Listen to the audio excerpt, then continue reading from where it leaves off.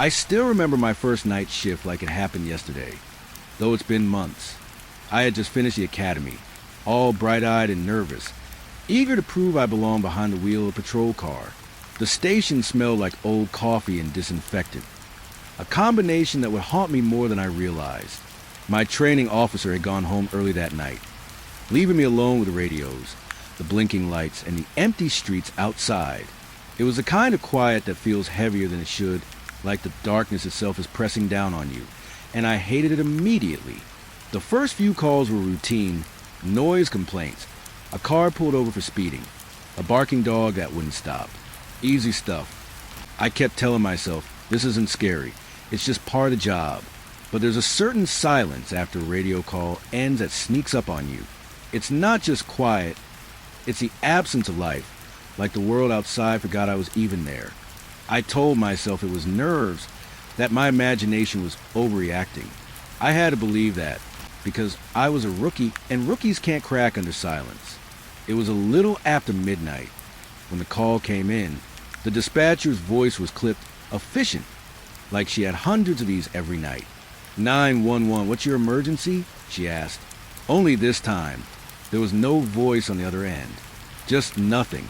I could hear my own heartbeat through the headset, loud and uneven. I waited, thinking maybe it was a mistake. Then I heard it, a faint static like the sound of radio being tuned. But underneath that static, there was something else. A tiny, almost imperceptible shuffle. And then it went silent again. I repeated the call. 911, are you there? Nothing. I tried calling the number back. Nothing. My stomach started twisting. The dispatcher on the other end was calm, asking me for details I didn't have. Just go check it out, she said finally. She didn't sound concerned, just annoyed at the interruption. But I could feel my chest tightening, a low, creeping panic that had nothing to do with the call itself. I was being sent into a silence that wanted me to notice it. And I noticed. The address was on the outskirts of town, a place I had never been. The kind of place where the street lights stop and the trees leaned together in the dark, hiding what's beyond them. By the time I got there, the patrol car's headlights were the only lights for hundreds of yards. The house looked abandoned, paint peeling, shutters hanging loose, a front porch sagging like it had been carrying years of weight. I parked at the edge of the driveway, my boots crunching on the gravel in a way that seemed impossibly loud. I tried the radio again. Nothing. Not a static. Not a whisper. Just the empty hiss of the dead frequency. I approached the house slowly, flashlight in one hand, the other on my gun but not touching it. I had no reason to pull it, but it was there because that's what you do. My steps echoed against the siding, and I swear I could hear the house breathing with me. The door was unlocked, which didn't make sense. Abandoned houses don't leave doors open. I pushed it gently, and it swung inward, creaking like a low, drawn-out moan. The smell hit me instantly. Old wood, mildew, something metallic underneath. Blood? Maybe not blood, but the coppery scent that sticks in your nose and makes your stomach lurch. Inside, it was worse than I imagined. Dust lay thick on every surface. Footprints, my own, appeared on the carpet as if the house was noticing me. I scanned the rooms, my flashlight trembling slightly. There was furniture, old and decayed, like the people who once lived there simply evaporated, leaving the house to rot in silence. And then I heard it, a soft click from upstairs. My breath caught. Footsteps. Slow, deliberate, but not mine. I froze, telling myself it was a rat. Maybe a bird that got in somehow. But even as I told myself that, I knew it wasn't. The sound was deliberate. Human. I called in over the radio, my voice slightly shaking. Dispatch, I'm at the address. There's something here.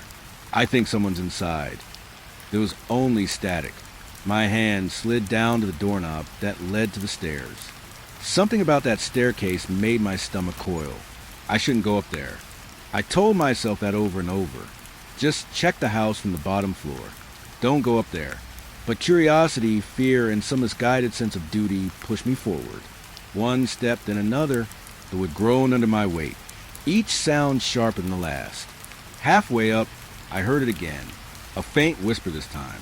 Not words, just a breath of sound, as if someone were saying my name without opening their mouth. My heart pounded so hard I thought it might burst. I shone my flashlight down the hallway. Empty. Nothing. I spun in a circle, trying to make sense of it, and that's when I noticed the windows.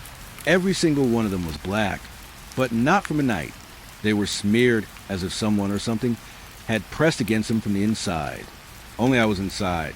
My own shadow stretched across the walls, long and thin, flickering with the light, and for a moment, it felt like it moved independently of me. I reached the top of the stairs, my flashlight shaking in my grip. The hallway was narrow, walls peeling, and I could hear the faint hum of something electrical, but the house had no power.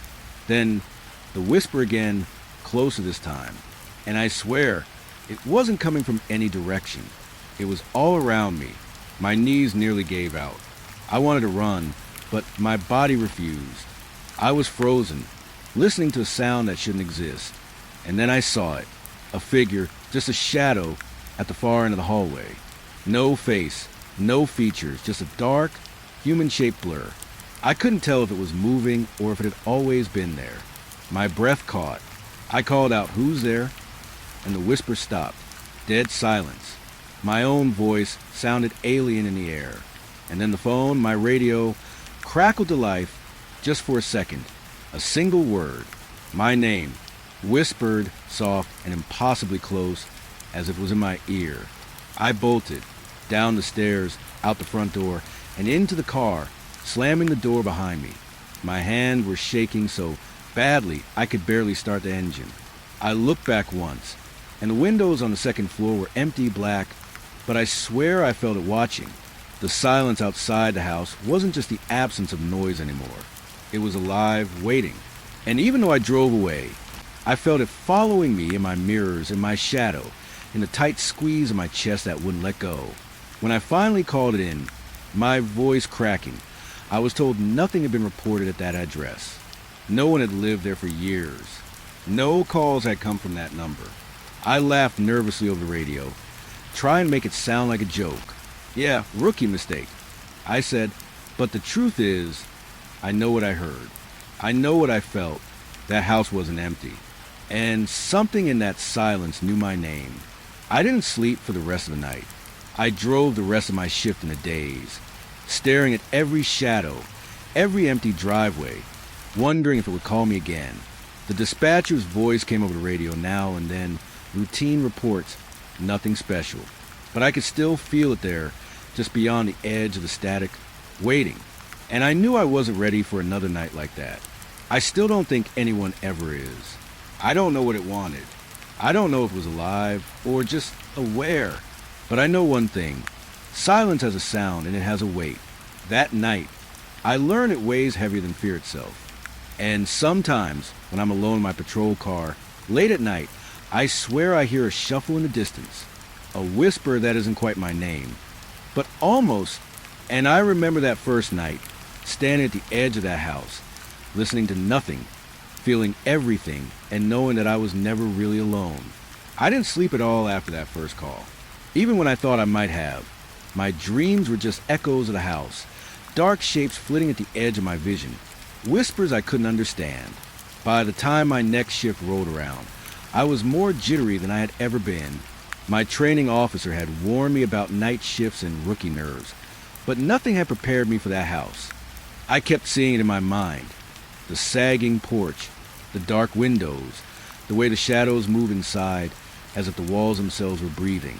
The dispatcher called in another report from the same address. "Neighborhood concern," she said casually, as if nothing had happened the night before. But I knew better. I had to go back. My patrol car felt heavier than usual, every step toward it like walking through water. I gripped the wheel, trying to make myself calm. It's just an abandoned house, I told myself. Nothing in there can hurt you. But I could feel the tension building like a knot in my chest, and the thought of what I might find made my stomach turn over and over. When I arrived, the house was exactly as I remembered. The paint was cracked, the shutters hanging, the windows blacked out like eyes staring at me. The air smelled damp and hollow, like the house had been breathing under some heavy blanket for years. I parked and got out slowly, boots crunching on the gravel, each sound sharp in the still night. I told myself I was prepared, that I wasn't going to let my nerves get the best of me. I even laughed at the thought, just a little, because laughing makes fear a little smaller. But as soon as I stepped on the porch, I felt it, the weight of the house, quiet and waiting. I called out as I pushed the door open. "Hello? Sheriff's office. Anyone here?" Nothing. Just the echo of my own voice and the low creak of the old hinges. The air inside smelled like mildew, damp wood, and something else I couldn't place. Copper? Iron? It didn't matter. It set my teeth on edge.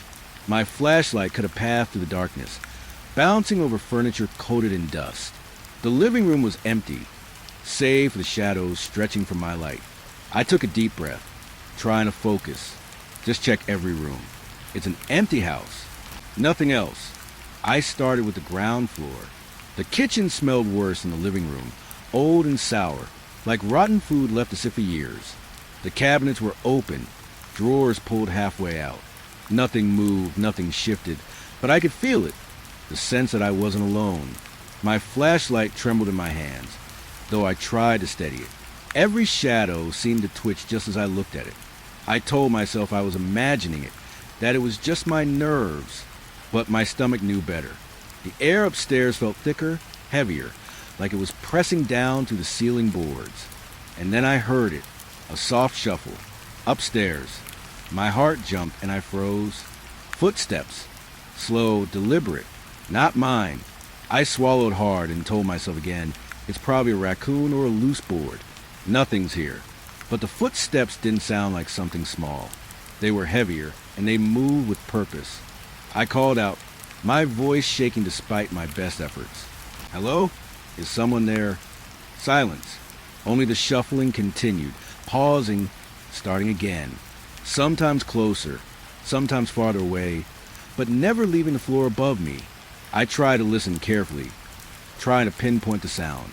The house creaked in response to me, or maybe I just imagined it. I could hear whispers too, faint and almost musical. They weren't words, not exactly, but sound that felt like they were forming sentences just beyond comprehension. My chest tightened. I felt a cold prickle at the back of my neck, the kind that warns you something is wrong, but gives no hint of what. I wanted to leave. My legs wanted to run, but I told myself I had to stay. This was my job. I had to know what was happening inside. Step by step, I made my way to the staircase. Each board groaned under my weight. The whispers upstairs seemed to respond to me, softening when I paused, rising when I moved. The light from my flashlight stretched up the stairs, illuminating peeling wallpaper and a handrail coated in dust. The shuffling continued, and my pulse throbbed in my ears. I tried to rationalize everything, wind, animals, the house settling, but I couldn't. The sound was too deliberate, too controlled.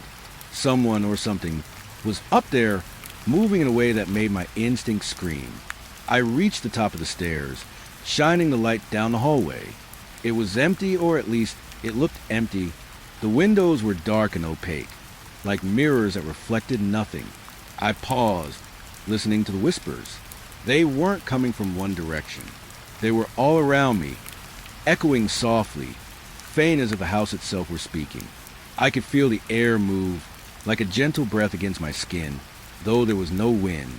My hands shook, and I gripped the flashlight tighter, feeling the cold metal dig into my palms. The rooms upstairs were worse than I expected. Dust thick in the air, and every step I took left a faint imprint. I checked each room, shining my light into corner closets and under beds. Nothing, absolutely nothing, and yet the shuffling continued. One room at the end of the hall seemed darker, thicker somehow, as if the shadows pooled there like liquid. The whispers rose slightly when I approached, soft, teasing, impossible to make sense of. My own breath sounded loud, ragged, my stomach twisted. I wanted to leave, but I couldn't turn my back to it. I needed to know what was making the sounds. I took a step into the final room, flashlight sweeping slowly. Empty. The walls were lined with peeling wallpaper. The floorboards warped. And yet, the whispers grew louder, circling me, soft and urgent. I couldn't make out words, but it was a voice or voices intending to communicate. I tried to speak, to call for help, but my voice was weak, swallowed by the thick air. My pulse pounded in my ears, matching the rhythm of the unseen steps above me. I realized then that the shuffling wasn't random. It was following me, reacting to me. It was alive in a way I couldn't explain. I moved toward the staircase again, trying to retreat. The house seemed to stretch, the hallway longer than I remembered. Shadows flickered at the edge of my vision, and I could swear I saw shapes moving against the walls, shapes that weren't mine.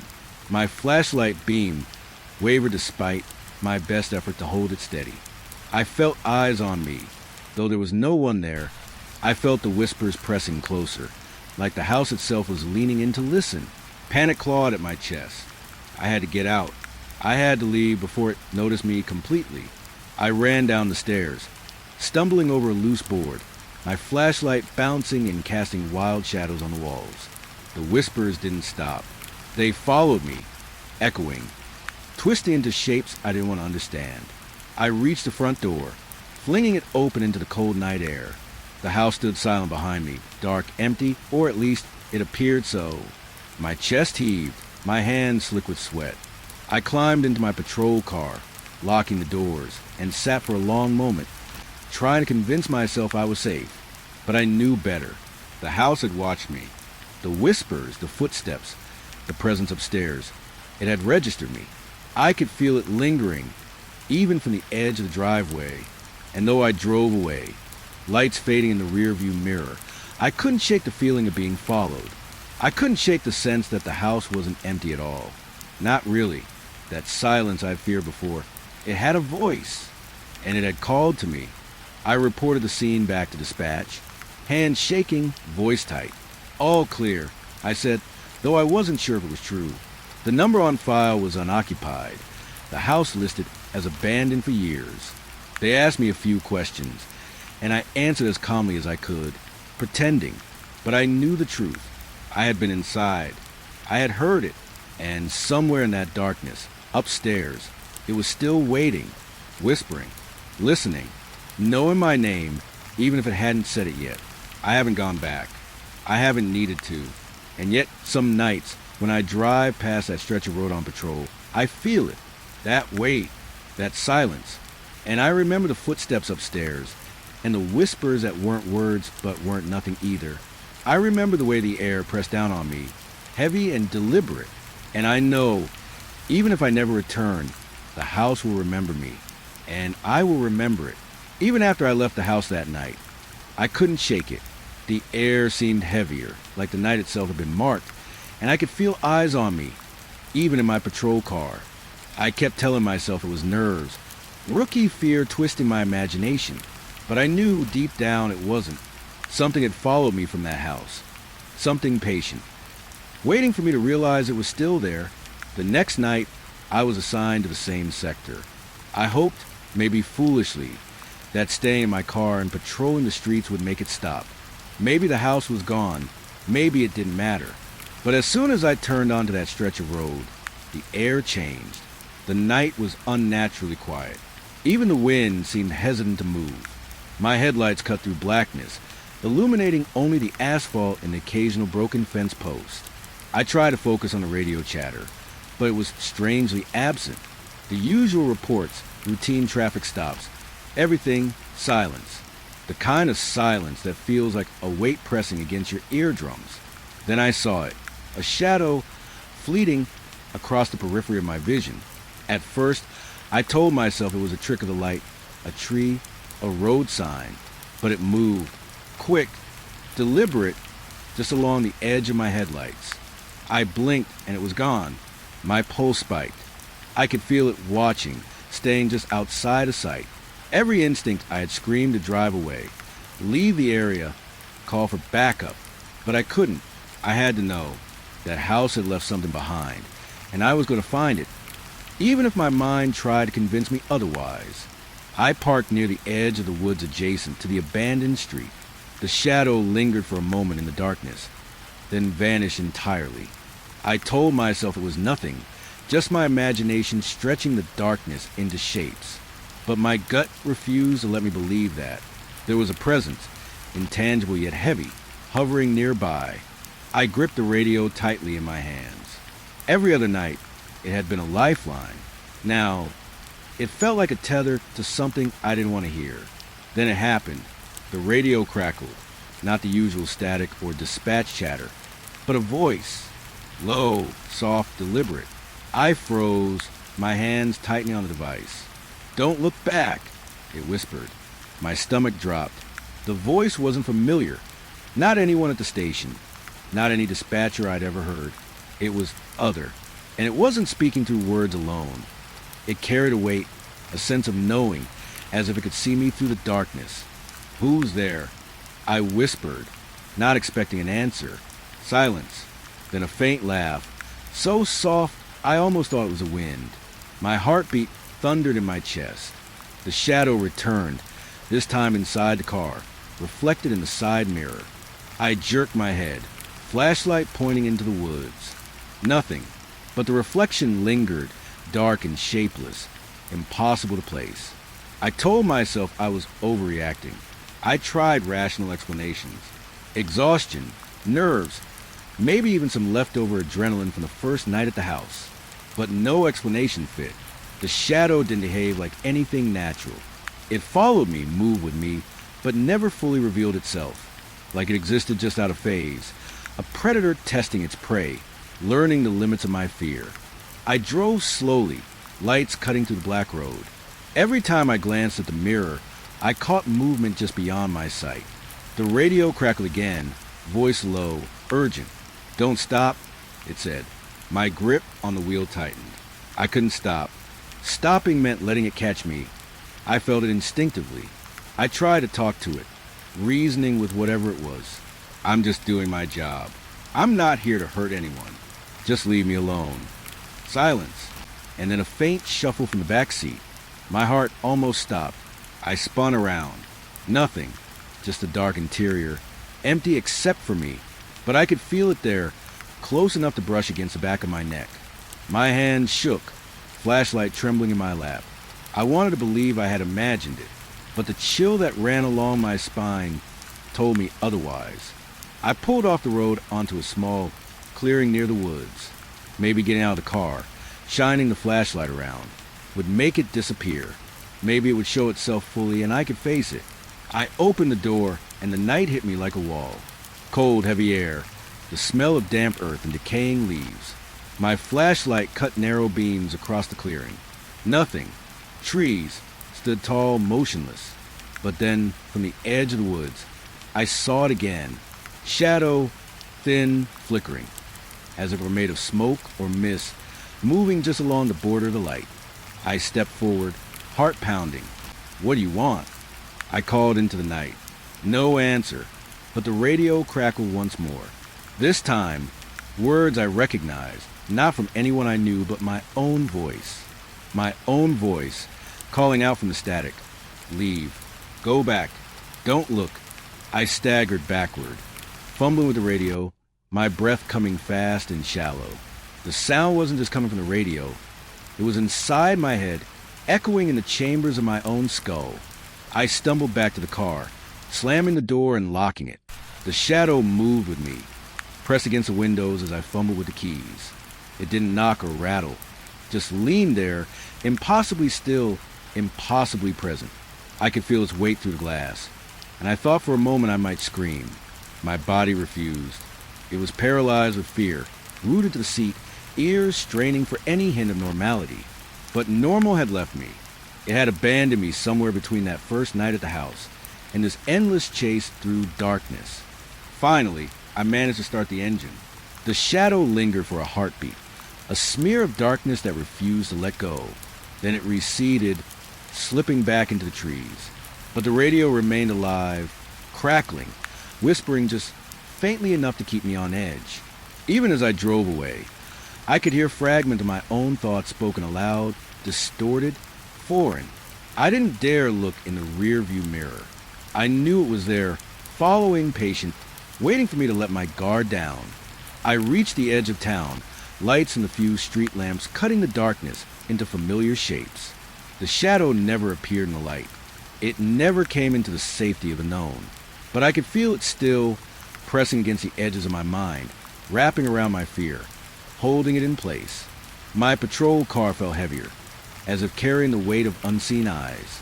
Every stop sign, every fence post, every empty lot reminded me of the house, of the whispers of the footsteps upstairs. Back at the station, I reported my experience. My voice was tight, shaky, but calm enough to be believable. Dispatchers listened, asked a few questions, and filed it as an unexplained anomaly. But I didn't care about their judgment. I didn't care about what they thought. I had seen it. I had felt it. And I knew it would be back. The shadow wasn't tied to the house anymore. It was tied to me. I spent the rest of my shift staring at the road ahead, lights cutting through darkness, every shadow a potential threat. Every time the radio crackled, even with mundane chatter, I flinched. My own voice sounded strange to me now, like a mask I had been forced to wear. Sleep was impossible. Food was tasteless. I felt the presence behind my eyes constantly, just beyond my sight. Waiting, I tried to tell myself it was stress, exhaustion, imagination. But deep down, I knew better. That night, I learned something worse than fear. I learned that some things don't need to be seen to be real. Some presences don't chase you. They wait, they linger, they follow in silence. And sometimes they speak in voices that aren't theirs but yours, bending your thoughts, twisting your senses, making the night itself a trap. I drove home when my shift ended, but the shadows followed. My apartment, normally a sanctuary, felt hollow. Every corner watched. The radio, left in the car, emitted faint static in my mind, whispering fragments of words I couldn't ignore. And I knew with certainty that this shadow would never leave me. It would follow, patient, deliberate, waiting for the moment I looked away, the moment I forgot it existed, to close in completely. Even now, when I sit alone at night, the memory of that road and the flicker of shadow at the edge of my vision keeps my hands trembling. I don't know what it is. I don't know what it wants, and I don't know how to stop it. But I know it remembers me, and I remember it. I didn't think I could ever feel this exposed in a patrol car before. I sat there, engine running, doors locked, flashlight still clutched in my hand, and for the first time I realized how small I truly was. The house loomed behind me, its dark windows staring like empty eyes. I should have felt safe inside the car, cocooned in metal and glass, but I didn't. I felt it all around me. The weight of the night, the brush of something unseen, and the memory of the shadow that had followed me from room to room. I tried to convince myself it was gone, that maybe my imagination had exaggerated the shapes, the movements, but I couldn't shake the feeling that it was waiting, patient and deliberate, lingering just beyond the headlights. The night air was still, almost thick, and every sound I made, the click of my seatbelt, the faint hum of the engine, felt amplified, echoing against invisible walls. My chest ached tight and my hands trembled. I told myself to breathe. Just breathe. You're safe. Nothing can get you here. And then I heard it. A whisper, low, carried on the wind, or maybe from inside my head. I jerked, scanning the darkness beyond the windshield. Nothing moved, nothing appeared. But I knew it was there. I knew the shadow hadn't left. It had followed me outside. And worse, I realized something that made my stomach twist. The calls, the whispers over the radio, the strange noises, they weren't coming from the dispatcher anymore. They were coming from the house, from the very place I had just left. I picked up the radio, voice tight. Dispatch, I'm at the car. Nothing here. The static answered me first, then a voice. Not the dispatcher's, not anyone I knew. My own name, whispered softly, almost a question. Officer. I froze. My grip on the radio tightened, nails digging into the plastic. The voice didn't belong. It wasn't human, or at least it didn't sound like someone I could touch or see. It carried something heavier than words, a presence, a knowledge. I couldn't explain it, couldn't reason through it. I just knew it was real. The shadow appeared again, reflected in the rear view mirror. I didn't dare look directly at it. It was shapeless, fluid, dark as spilled ink. It shifted, sometimes tall, sometimes low, following me without stepping, without making a sound. My stomach churned. I wanted to start the car, drive away, call for backup, but my legs refused. Part of me knew that if I drove away, it would follow, and somehow that thought was worse than staying. I remembered the house, the rooms, the whispers upstairs. It wasn't just a place anymore. It was a conduit, a living memory. The calls, the voice, the shadow, they had originated there. And now, somehow, they were reaching me here. In the open night, with nothing but gravel and trees around me, I felt the house breathing through the air, through the radio, through the shadows that clung to me. I could feel the weight of it pressing down, not on my shoulders, but on my chest, in my stomach, in my mind. I tried to rationalize, to tell myself it was electronic interference, some prank, or maybe an animal. But every instinct I had screamed otherwise. This wasn't a trick. This wasn't interference. This wasn't even entirely physical. It was something else, something patient, and it had chosen me.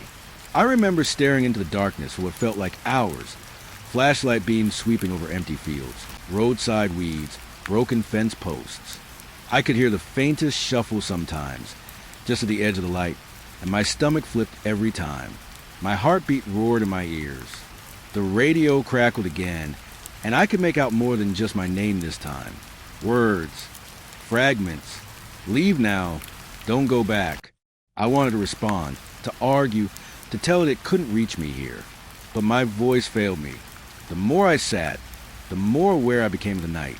The wind rustled through the trees in strange patterns, almost like it was forming shapes, letters, messages meant only for me. My reflection in the side mirror seemed wrong somehow. Darker, thinner. The shadow never fully appeared in the glass, but its absence was heavy, like noticing a missing piece you'd never realize should be there. It was waiting for me to look, waiting for me to falter, waiting for me to believe I was alone. I remember the hallway upstairs in the house, the peeling wallpaper, the faint light catching shapes that weren't there. And now, sitting in my patrol car, I realized it didn't need walls to trap me. The air carried it. The radio carried it. My own fear carried it. Every beat of my heart, every shallow breath was a bridge, and I had crossed it without even knowing. I tried to start the engine again, shaking, desperate. I had to leave. The shadow pressed close, a weight against the glass, unseen but undeniably there. I fumbled with the keys, my hands slick, and the radio crackled violently, nearly making me drop it. This time, it wasn't whispers. It was words, clear, chilling. You can't leave. You're ours now. My throat tightened.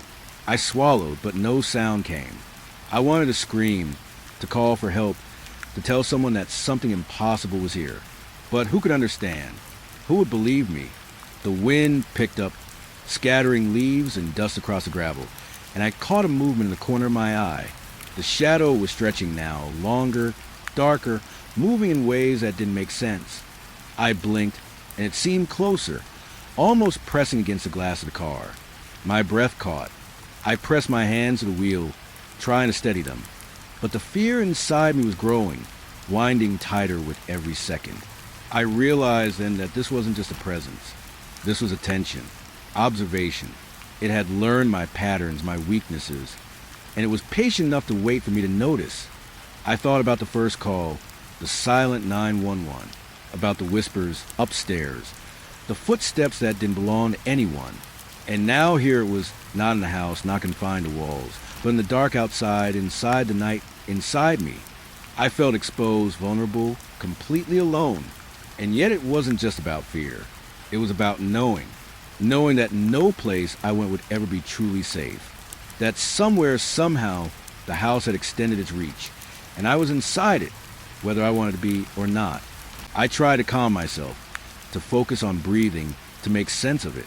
My mind raced, connecting dots that didn't seem to have answers. If it's tied to the house, then maybe leaving will break the link. But even as I thought it, a voice inside my head, not through the radio this time, whispered again, "You are ours. You never left." Panic rose. My hands shook violently. But I kept a grip on the wheel, my knuckles white. Hours passed, or maybe minutes. I couldn't tell. Time had lost meaning. Every crackle of the radio, every flicker of headlights in the distance, every rustle of leaves felt like confirmation that I was being watched, followed, measured. My eyes burned from strain. My body ached from tension. And through it all, the shadow lingered, waiting, patient, deliberate, knowing exactly how to stretch fear, how to occupy space, how to make me feel small and powerless. Finally, I started the car and drove slowly down the gravel road. The shadow didn't move into the light, didn't disappear completely. It stayed at the edge, always just beyond reach, just beyond understanding. My hand shook on the wheel, every muscle tense, every nerve alert. I whispered to myself over and over, "It can't touch me. It can't touch me. It can't touch me." But deep down, I knew I was wrong. When I finally reached the street with some light, I caught a glimpse in the rear-view mirror. For a second, I saw it, tall, thin, impossibly dark, then gone. Just a flicker, but enough to make my stomach churn, enough to make me feel like the house, the shadow, the calls. They were still with me, with me, always waiting. That night, I didn't sleep. I didn't want to. The patrol car became my only refuge. But I knew even that wasn't safe. The shadow, the calls, the whispers, they were everywhere. And I realized with a hollow certainty that nothing would ever be normal again. Somewhere behind me in the darkness, it was still there, and it always would be. Night shifts have a way of twisting your sense of time. The quiet stretches, the hum of the fluorescent lights at the station, the occasional crackle over the radio. They all blend together until hours feel like minutes and minutes feel like hours. That first night on the rural highway, I thought I was prepared for anything. I wasn't. It started with a call from dispatch just past midnight. The voice was calm, professional, but there was a tension underneath I couldn't miss. "Sheriff, we had a few reports tonight. Vehicles disappearing along Highway 47. Witnesses describe headlights vanishing mid-road, and no one's been able to find the cars." I remember thinking it had to be a prank. People like to exaggerate on lonely roads, but there was something in the tone, the quiet urgency, that told me this wasn't a joke. I grabbed my coat, keys, and radio and drove out. The highway was empty, as it always was at night. Just two lanes cutting through endless fields and dense woods. Street lights were sparse. Headlights were the only markers in the darkness. The wind was cold and smelled like wet earth. The kind of night where everything feels sharper. The snap of twigs, the rustle of leaves, even the distant call of a fox. I told myself to stay focused. Just a quiet night, nothing strange. But I had this uneasy feeling at the back of my mind, a whisper of warning I couldn't ignore. My first few miles were uneventful. A deer crossed the road, startled by the headlights. The radio was quiet except for routine reports from neighboring sectors. And then I saw it, a pair of headlights in the distance, faint but steady, moving along the road. I relaxed slightly, thinking someone was just driving home. But as I followed, my stomach sank. The headlights disappeared. No turnoff, no break in the road, no sign that a vehicle had slowed or stopped. Just gone. I slowed, scanning the fields, the roadside, the woods. Nothing. The road stretched out empty, silent, and cold. My pulse picked up. Dispatch's voice came over the radio again. "Are you seeing anything?" I swallowed hard. "Negative," I said, trying to keep my tone calm, but my hands gripped the wheel tighter than necessary. The headlights had been real. I saw them. My mind wasn't playing tricks. As I drove, I began to notice a pattern. Every few miles, there would be another set of headlights in the distance, moving steadily along the road, and then, just like before, they would vanish. Each time it happened, a part of me wanted to dismiss it. It was probably a car pulling into a driveway, maybe an old road glitch. But each time, the witnesses' reports in my mind came back. People had seen cars disappear, entire vehicles, leaving nothing behind. And I could feel the tension building, the hairs on the back of my neck standing on end. I pulled over a small clearing, a place where you could see the road stretching for miles in either direction. I killed the engine, letting the car settle into silence. The air was thick, still. The only sound the soft rustle of leaves and the occasional creak of fence posts. I leaned back in my seat, flashlight resting on the dash, and tried to think logically. There had to be a rational explanation. Maybe a road collapse, a washout, some glitch I hadn't thought of. But the more I thought, the more the rational side of me crumbled. The next set of headlights appeared again, faint, moving steadily, just beyond the clearing. I reached for the radio, heart thumping, and called dispatch. I'm in the area. Still nothing unusual to report. My voice sounded hollow even to me. There was a pause, then a faint static, and a voice I didn't recognize whispered through the radio. Not a dispatcher, not anyone from the station. Just a single word. Stop. My stomach dropped. I shook my head, trying to shake off the fear. Probably interference. Or maybe my imagination. But my hands weren't listening. They shook as they gripped the wheel. My flashlight beam cut through the darkness, but nothing moved. The headlights hadn't returned. I told myself I was overreacting. You're alone. There's nothing out there. And yet, I couldn't shake the feeling that the road itself was watching me. I continued driving slowly, scanning the darkness, ears straining for any unusual sound. The wind picked up, carried with it a faint smell I couldn't place. Something metallic, wet, and cold. Every rustle of the trees sounded like footsteps. Every shadow of figure I couldn't see. The headlights returned again, this time closer, but something about them was wrong. They moved too perfectly, too steadily, almost as if someone or something was guiding them. My pulse raced as I tried to make sense of it. Dispatch? I whispered into the radio, voice tight. I see the lights again. Approaching me. There was a crackle, and a faint static hiss answered me. Then the lights vanished. Just like that. No fade, no slowdown, no indication the vehicles had turned. They were gone. My hands trembled so badly I had to grip the wheel with both hands. Knuckles white. I pulled off the road again, closer to the tree line this time, hoping the darkness might help me understand what I was seeing. I switched off the engine, letting the car settle into silence. My flashlight flickered once, then steadied, casting a narrow beam across the clearing. Nothing. No cars, no movement, no explanation. But I could still feel it. An awareness, a presence in the darkness, moving with the road, waiting.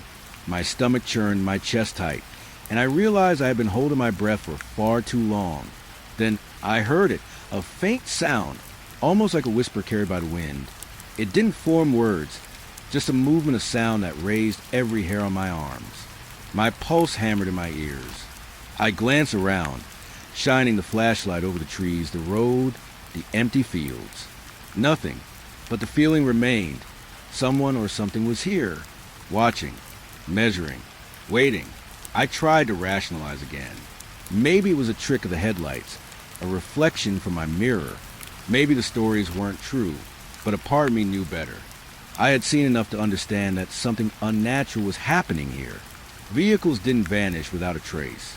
People didn't describe disappearing headlights unless there was a pattern, a presence. And whatever it was, it didn't care if I saw it. It just existed, patient, waiting, moving with the shadows. I stayed in that clearing for a while longer. Engine off, lights on, hands trembling. Every time I thought I might be imagining it, I saw the faint glimmer of headlights, just for a moment, beyond the trees. Each time, they vanished before I could get a good look. My mind reeled. Try to reconcile what I knew with what I saw. There were no rational explanations, no logical cause. Only the road, the night, and the sense that something impossible was happening right in front of me. By the time the sun started hinting at dawn, I was exhausted, trembling, and unnerved in a way I had never experienced. The highway was quiet again, empty, normal in the light of day. And yet, I couldn't shake the feeling that the road itself remembered the night. The missing vehicles, the vanishing headlights, the whispering presence. They weren't gone. They were just waiting for the darkness to return.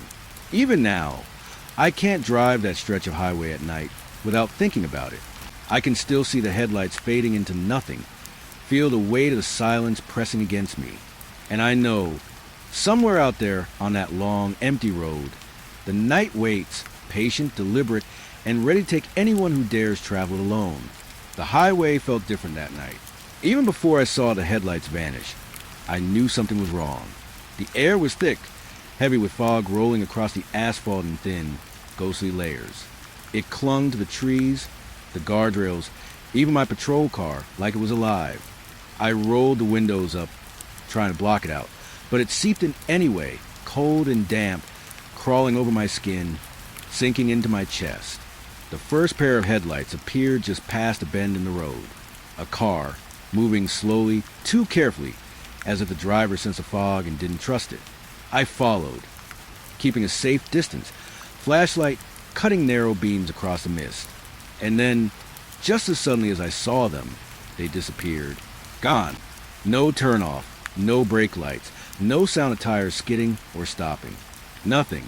Just silence. My heart leaped into my throat. I blinked, checked the rear view mirror, the side mirrors, and nothing moved. I told myself it had to be a trick. Maybe the fog had hidden them for a moment.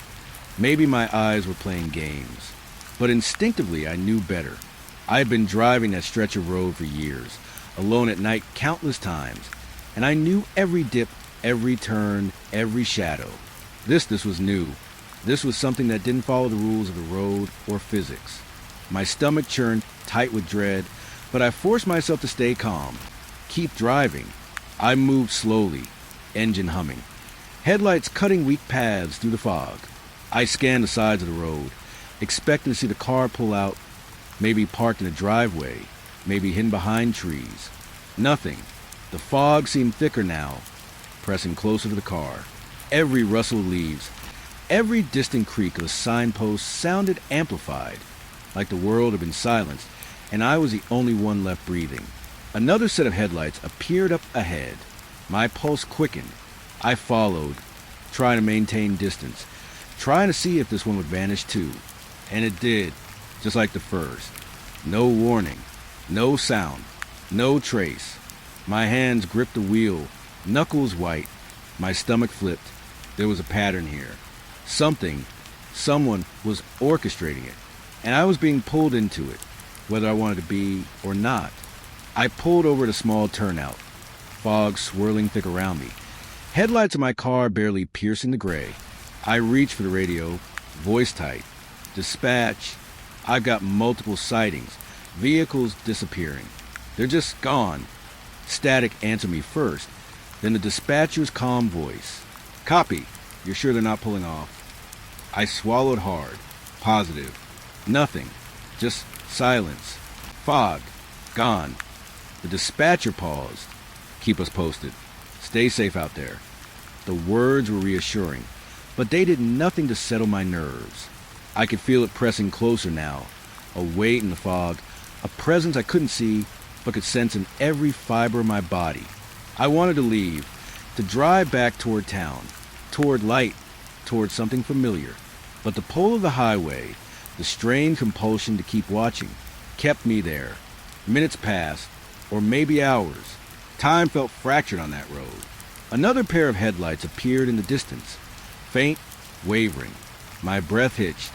I followed, slow, careful, heart pounding, and then the familiar vanishing. The lights didn't fade, didn't turn off. They just weren't there anymore. Silence pressing immediately, thick and absolute. I couldn't hear anything else. No wind, no insects, not even a faint hum of my engine above the fog. It was like the world had been paused, waiting for me to make a mistake. I tried to rationalize. Maybe the drivers had noticed something. Maybe they pulled off into hidden driveways. But there were no driveways, no paths. The highway stretched on endlessly, flanked by fields and trees, empty and still. And the fog moved differently here. It didn't drift naturally. It swirled, curling around posts and over the asphalt like smoke, like it was alive. My pulse thumped painfully in my ears. Every instinct I had screamed to leave, but my body refused to move faster. I was rooted, trapped by fear and curiosity both. The next set of headlights appeared, closer now, brighter, sharper. I followed instinctively, try and maintain some semblance of control, keeping distance, checking the mirrors. I saw nothing behind me, no signs of life in the mist. And then, just before I could get too close, they vanished. Not faded, not turned away, gone. Like they had never existed. My chest tightened, my hands shook, and I realized that fear wasn't enough to describe what I was feeling. It was something deeper, unearthly. The fog wasn't just a natural phenomenon anymore. It was a living presence, watching me, guiding me, perhaps even feeding on my attention. I could feel it pressing, molding the world around me, bending it to some purpose I couldn't understand. I stopped the car again, cutting the engine, letting the fog envelope me. The headlights, the disappearing vehicles. They weren't random. They were deliberate. And somewhere beneath that awareness, I sensed a message, a warning, a test, a lure. My pulse pounded in my ears. I grabbed the radio, voice trembling. Dispatch. I think there's something wrong here. Something I can't explain. Only static answered. I shined my flashlight into the fog, narrow beams cutting through gray, catching nothing. No road signs, no trees, no vehicles. Only fog, endless and rolling, curling around the car, moving a way that felt conscious. And then I thought I saw it, a shadow fleeting at the edge of my vision. My stomach dropped. I swung the flashlight, but nothing was there. Nothing. Yet I felt the weight of it, close and deliberate, brushing the edges of my awareness. I tried to drive again, slowly, careful, trying to escape the sensation. But every time I turned a bend, another set of headlights appeared, always distant, always following the same strange rules. Appear, move, vanish, and always the fog thickened around me, pressing close, holding me there, making me wonder if I would ever reach solid ground again. I couldn't shake the sense that the highway was alive, that it was aware of me, aware of my fear. Every disappearing headlight was a reminder that I wasn't alone, that there was a force here, patient, deliberate, testing me, learning my reactions. The fog moved in ways no natural wind should, curling around my tires, slipping through the cracks of my doors, brushing my skin with icy fingers. I pulled into a small clearing, off the asphalt, and killed the engine again. I leaned forward, elbows on my knees, flashlight on the dash, hands shaking. I tried to think, tried to rationalize. Maybe I was exhausted. Maybe the fog and darkness had warped my perception. But the pattern was too consistent, too deliberate. My chest felt tight, my throat raw, and somewhere deep in my mind, I knew that whatever this was, it wasn't finished with me yet. The next headlights appeared, faint at first, just beyond the clearing. I could see the glow through the mist, sharper now, brighter, almost as if the fog itself was illuminating them. I tried to step on the gas, follow them, catch a glimpse of the vehicle, and then, without warning, they disappeared again. No fade, no turn, just nothing. Silence, complete silence, as if the road itself had swallowed them whole. I sat there, heart pounding, listening to fog, feeling the weight of the night pressing against me. And for the first time, I realized that it wasn't just vehicles disappearing. Something else was there too, something unseen, moving to the fog, observing, patient, deliberate. And I knew, with a hollow certainty, that it wouldn't stop. Not tonight, not ever. Hours, or maybe minutes later, I finally forced myself to drive off the highway, leaving the fog and the disappearing headlights behind. But the image stayed with me, burned into my mind. The way the fog moved, the silence, the vanishing lights, they were real. And the road wasn't just a stretch of asphalt anymore. It was something else, something alive. Even now, when I drive past that highway during the day, I remember the night, the silence, the fog, the lights that vanish without a trace. And I know deep down that the road is still there, waiting for the dark, ready to pull anyone into its endless, patient grasp. The night had already settled into a rhythm of fog and silence when I first saw them. At first, I thought it was just a trick of the headlights. Someone standing on the shoulder of the highway, waving, trying to catch a ride. But the figure didn't move naturally, didn't sway with the wind, or shift weight from one foot to the other. They just stood there, perfectly still, a dark silhouette against a gray, misty backdrop. I slowed my patrol car, instincts both warning me and drawing me in. Night shifts teach you caution, but something about the figure compelled me. Maybe it was the isolation of that stretch of road, the endless darkness pressing against my car windows, or the strange weight in the fog that seemed to follow me for miles. I reached the figure, lowering the window slightly. "You need a ride?" I asked, voice tight. The figure didn't answer right away. I could see the outline of a person, shoulders, head, arms. But when they stepped close to the car, my stomach twisted. Their face, it wasn't right. It was blank. Smooth, pale, featureless. No eyes, no nose, no mouth. My breath caught in my throat, and for a moment I couldn't think. My mind searched for explanations, mask, reflection, trick of the light, but nothing fit.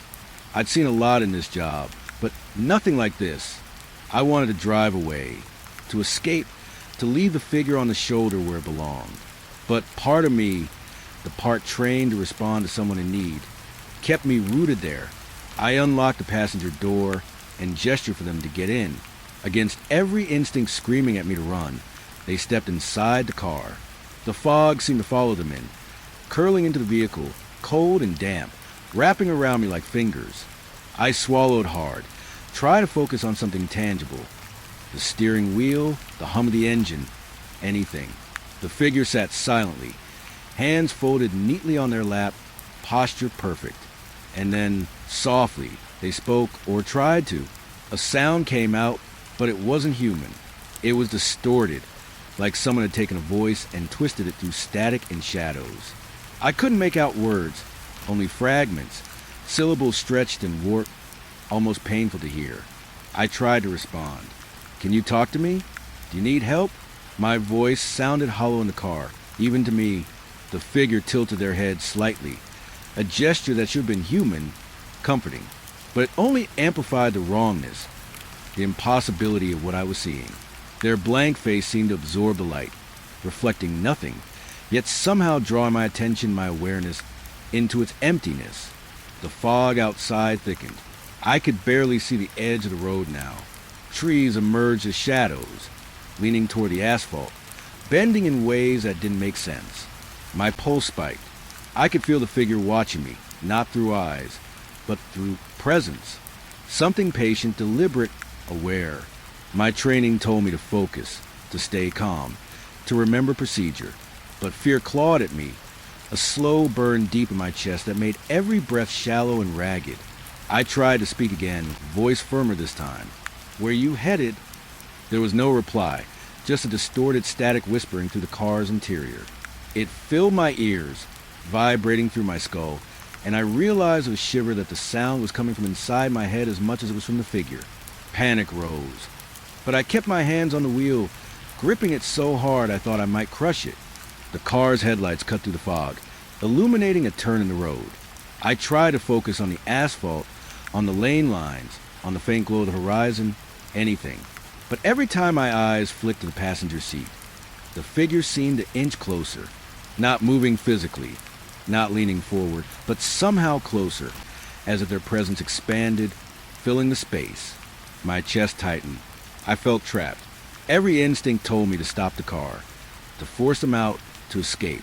But the thought of turning, leaving, abandoning this impossible thing on the roadside made my stomach twist even more. Minutes passed, or maybe seconds, I couldn't tell. The fog was thicker now, so dense it swallowed the taillights behind me and blurred the edges of the road ahead. The distorted whispers became louder, sharper, almost forming syllables I could almost understand but never fully grasp. My hand shook on the wheel. My vision tunneled. I realized I could feel the presence in the seat beside me, pressing into me, drawing my focus, my fear, my attention, until the rest of the world. Headlights, asphalt, trees, horizon felt distant, unreal. I tried to reason with myself. It's just a person. It's some trick, some prank, someone hiding in the fog. But I knew that wasn't true. I'd seen enough strange, enough unnatural, enough impossible to recognize it when it was in front of me. And this was beyond anything I had ever known. beyond reason. It wasn't just strange. It was alive, aware, deliberate, patient, and impossibly still. I glanced at the mirrors, trying to catch a reflection of the world outside. Anything to ground myself. The fog seemed to swirl around the edges, shaping itself, curling into forms that hinted at figures, eyes, faces I didn't recognize.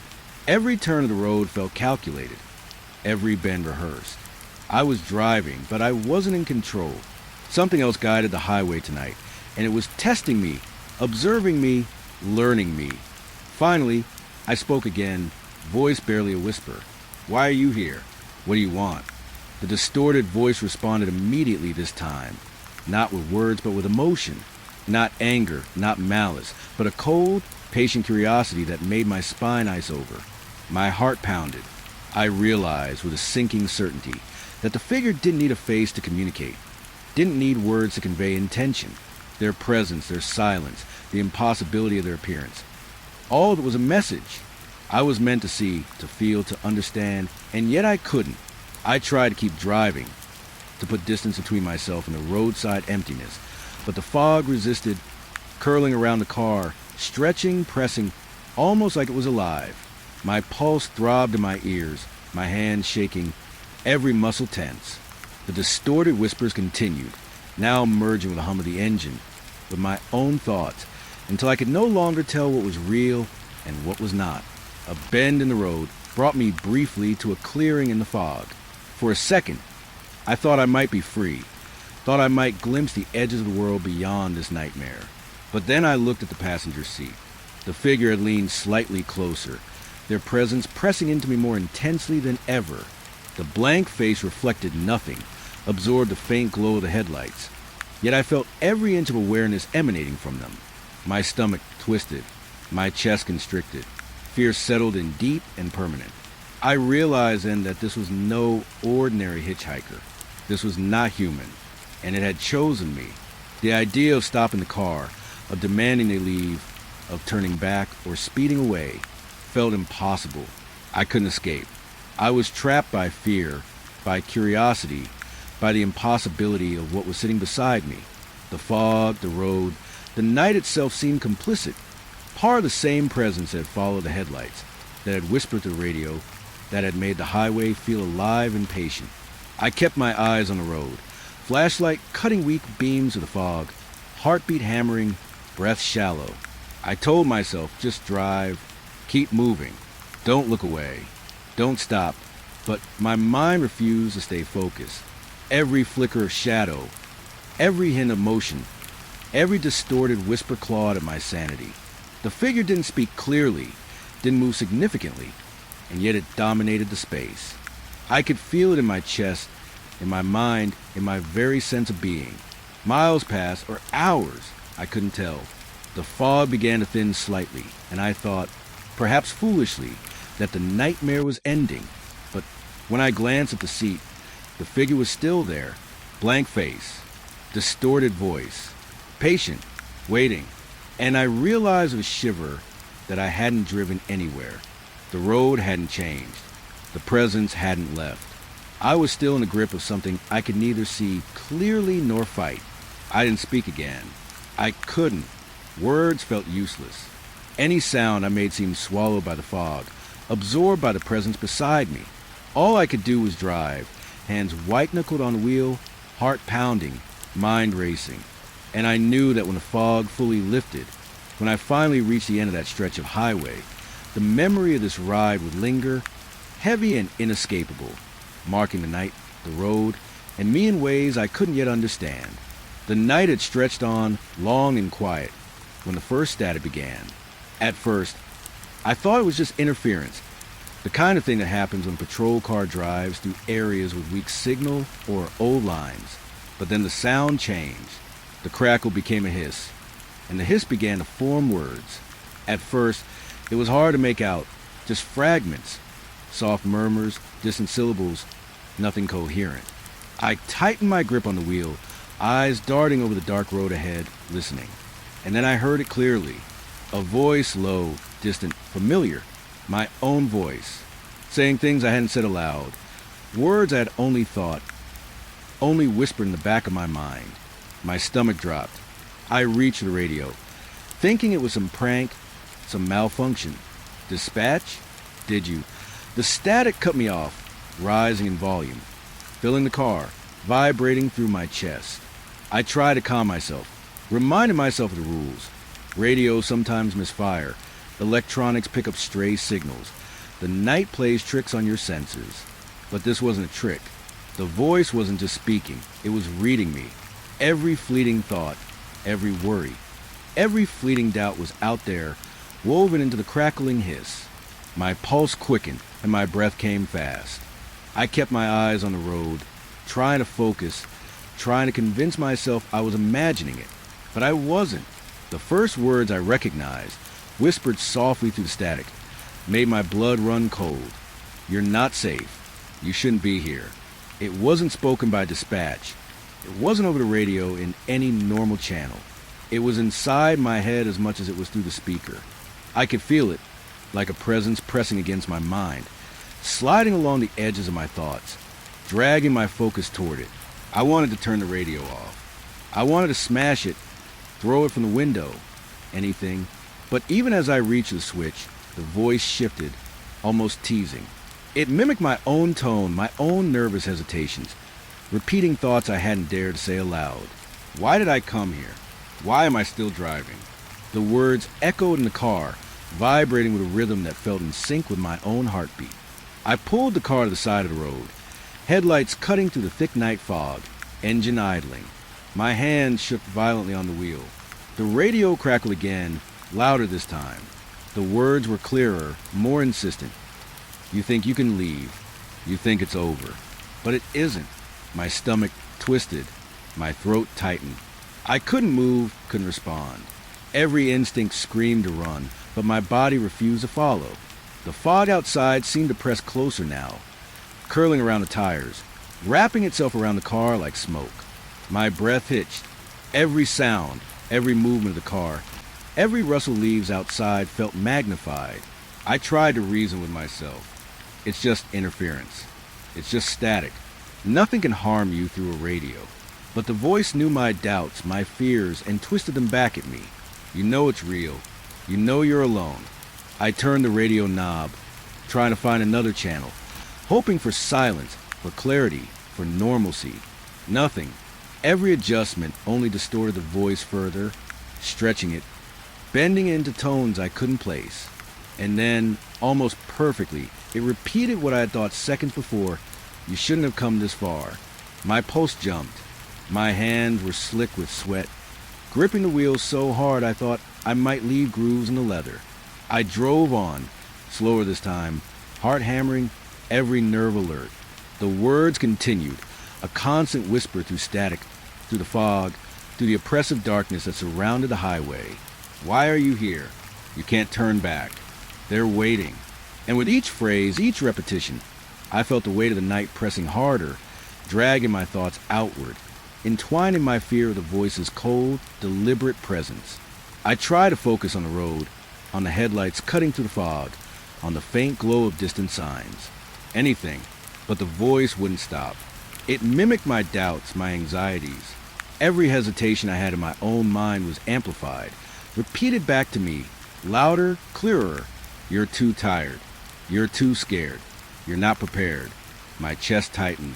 My stomach flipped. Every word dug into me, carved deeper into my awareness, until I couldn't tell where my thoughts ended and the voice began.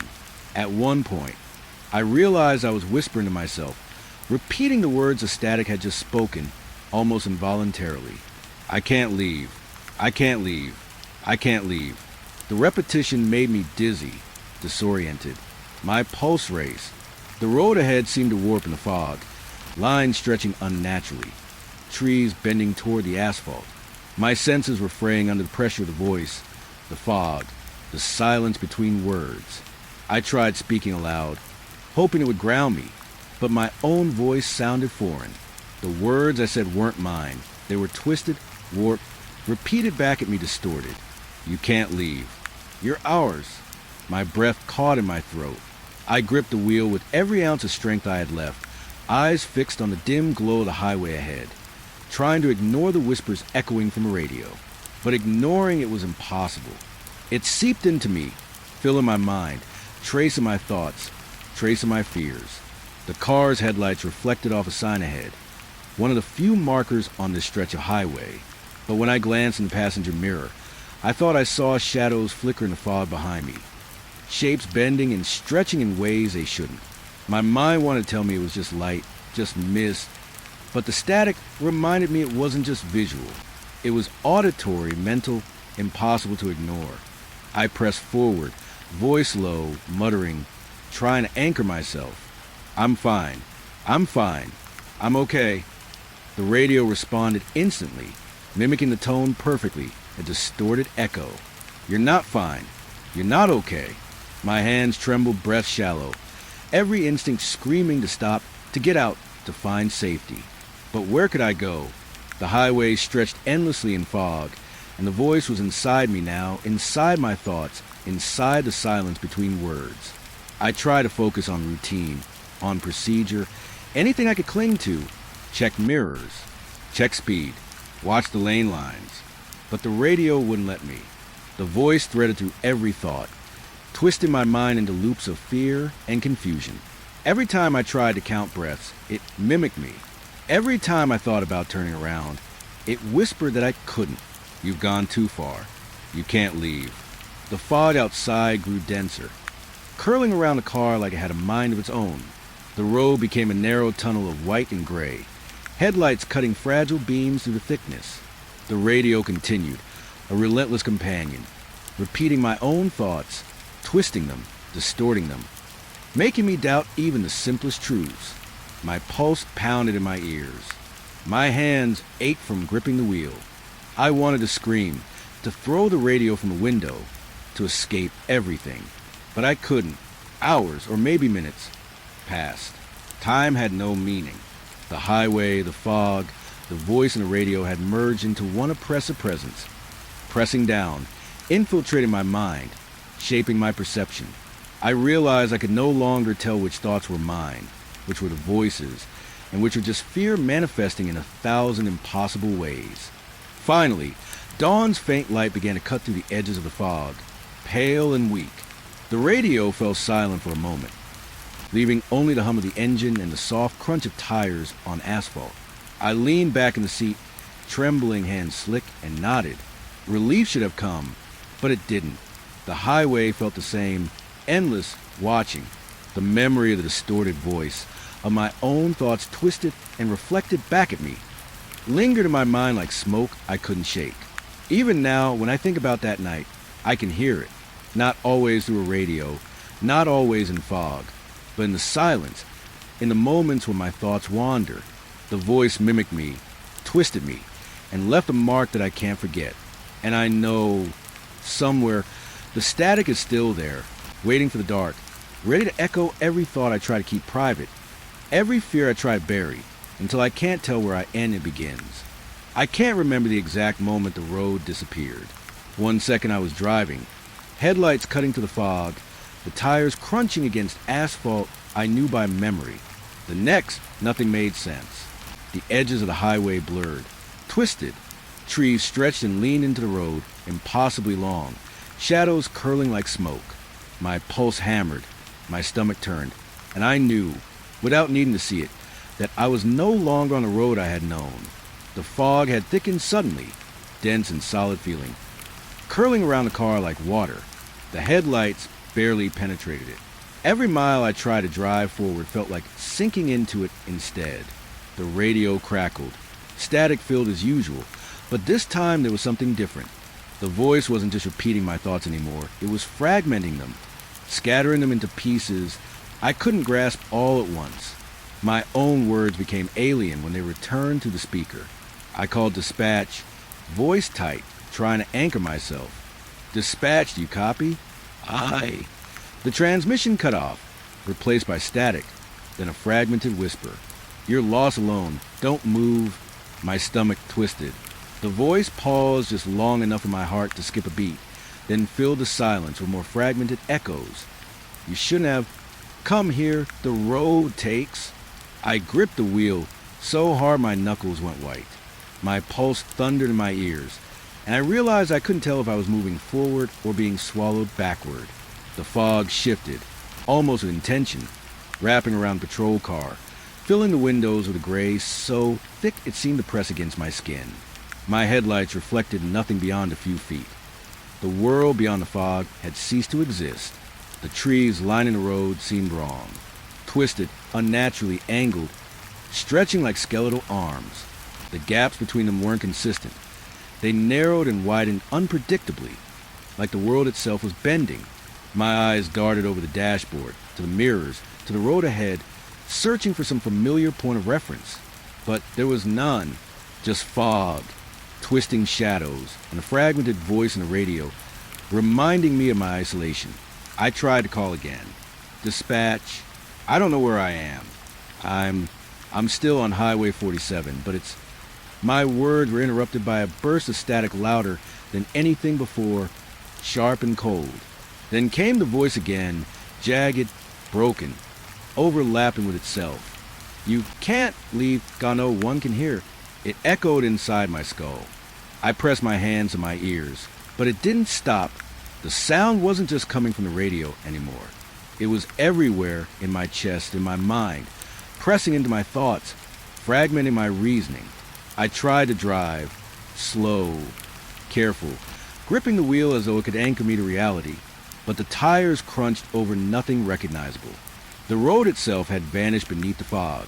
I could sense asphalt, maybe, but the edges stretched away into an empty gray, bending and twisting as if they were liquid, not solid. My stomach sank. I was trapped in something impossible, in a place that shouldn't exist. The radio sparked again, a fragmented, chilling echo.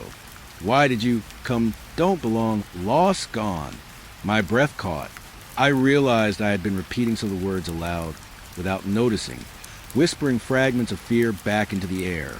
My voice sounded thin, small, insignificant against the pressure of the fog and the distorted echoes of the radio.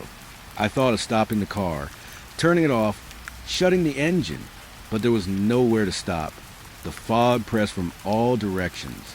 Every time I slowed, it seemed to press closer, thickening like it wanted me to surrender, to become part of it.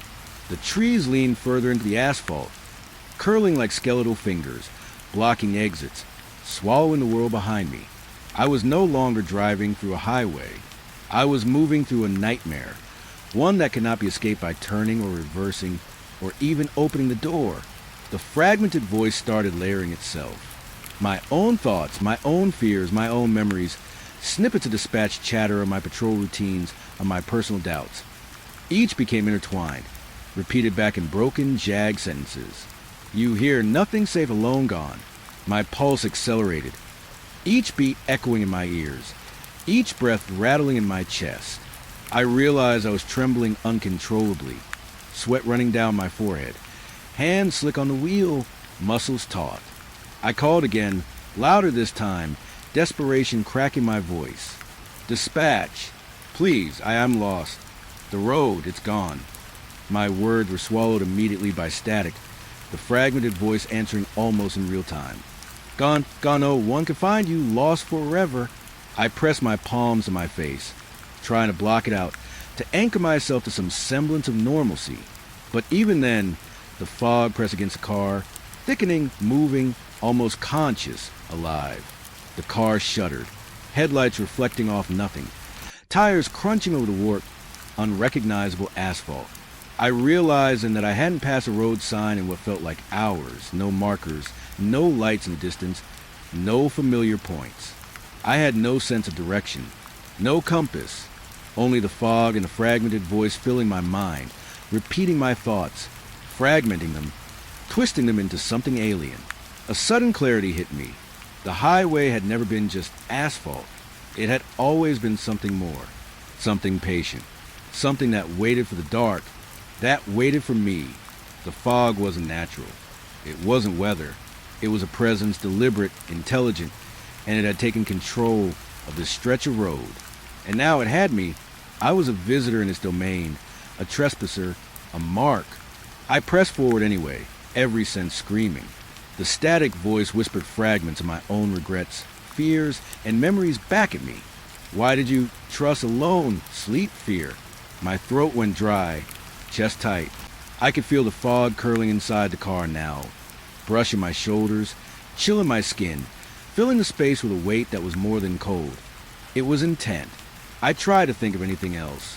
Family, home, past patrols. Anything to ground me. But the voice took those thoughts, shredded them, and returned them in broken whispers. Home, gone out safe, alone, nothing. I realized with sickening certainty that even memory was no longer mine.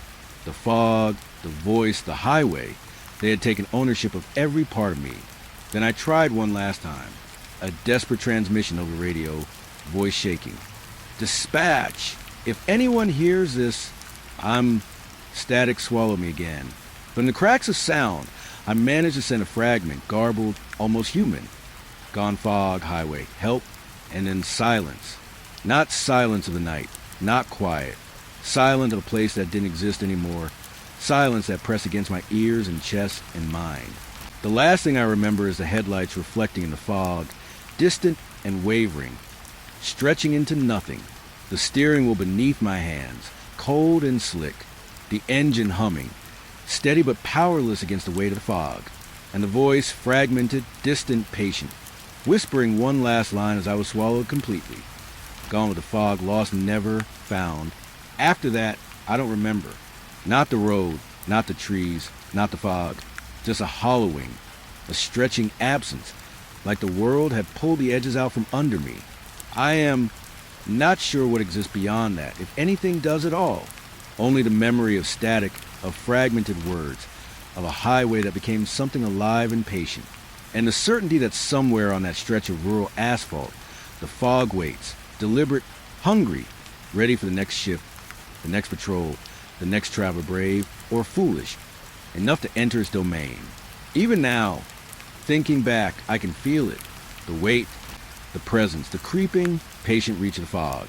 And I know, without needing to see, that it is still out there, waiting, watching, silent, except for the whispers, the fragments of voices, the remnants of those who came before.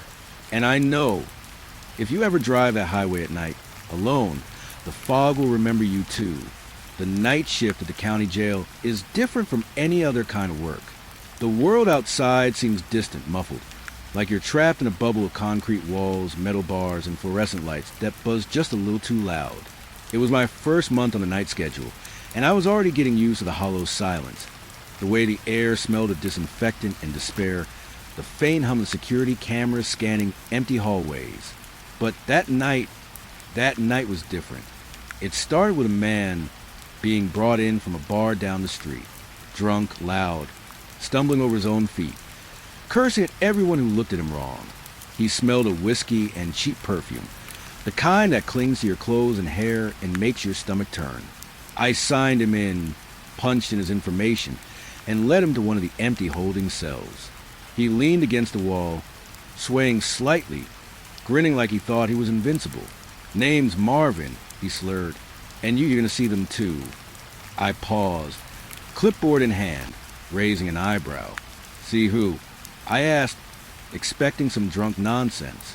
Marvin's eyes widened, and for a moment he seemed serious. Not drunk serious, but real, terrified. "They're here," he whispered, voice trembling, though his body swayed with the rhythm of alcohol. "In the cells. They watch. They wait. You'll see." I try to laugh it off. Typical bar-drunk paranoia. "Marvin, the only things in these cells are concrete, steel, and an occasional idiot like you." I gestured at the empty cells. No one else here. But Marvin shook his head violently, eyes darting across the room as though he could see something beyond my vision. No, you don't understand. They move. They whisper. They're..." He cut himself off, hands shaking as he pressed him against the bars. I stepped closer, thinking he might be having a seizure or some kind of panic attack. His gaze followed mine, but his pupils were wide, darting. "You'll see." I tried to calm him. "Hey, Marvin, listen to me. You're safe. No one's in there. No one at all." He laughed nervously, a high, cracking sound, and muttered under his breath, "Safe? Safe from what?" You can't hide from them.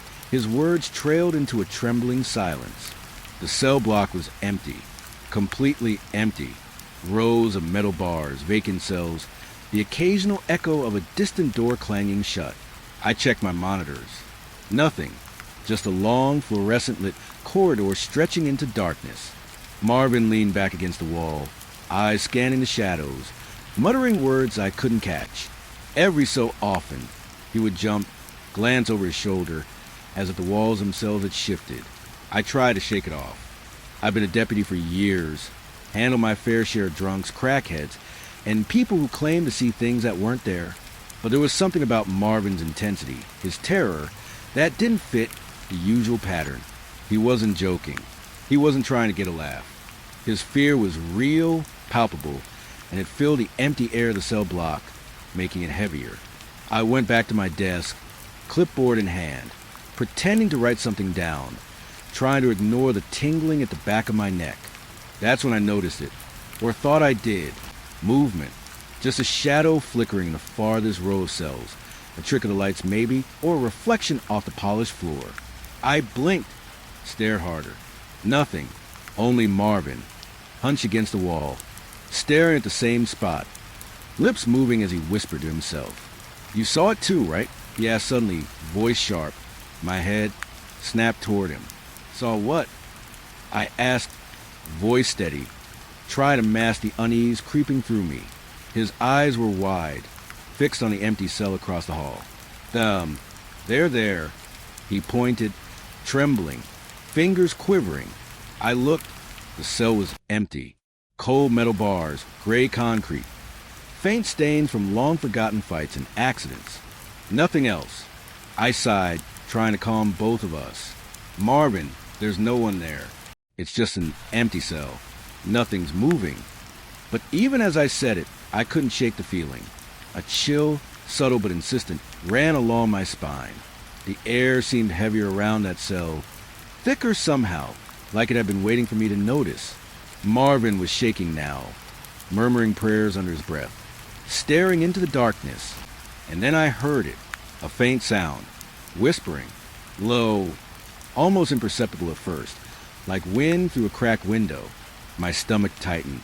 Marvin stiffened, eyes wide, head twitching as though he could hear it better than I could. The whispering continued, fragmented syllables, words I couldn't understand. I strained to listen. The sound seemed to come from the farthest row of empty cells, drifting along the corridor. I tried to convince myself it was nothing. Acoustics, my imagination, Marvin mumbling. But then Marvin scream, half whimper, and pointed directly at a cell. His face was pale, eyes wide, sweat on his brow. "There! There!" He pounded on the bars, shouting, "Do you see them? They're right there."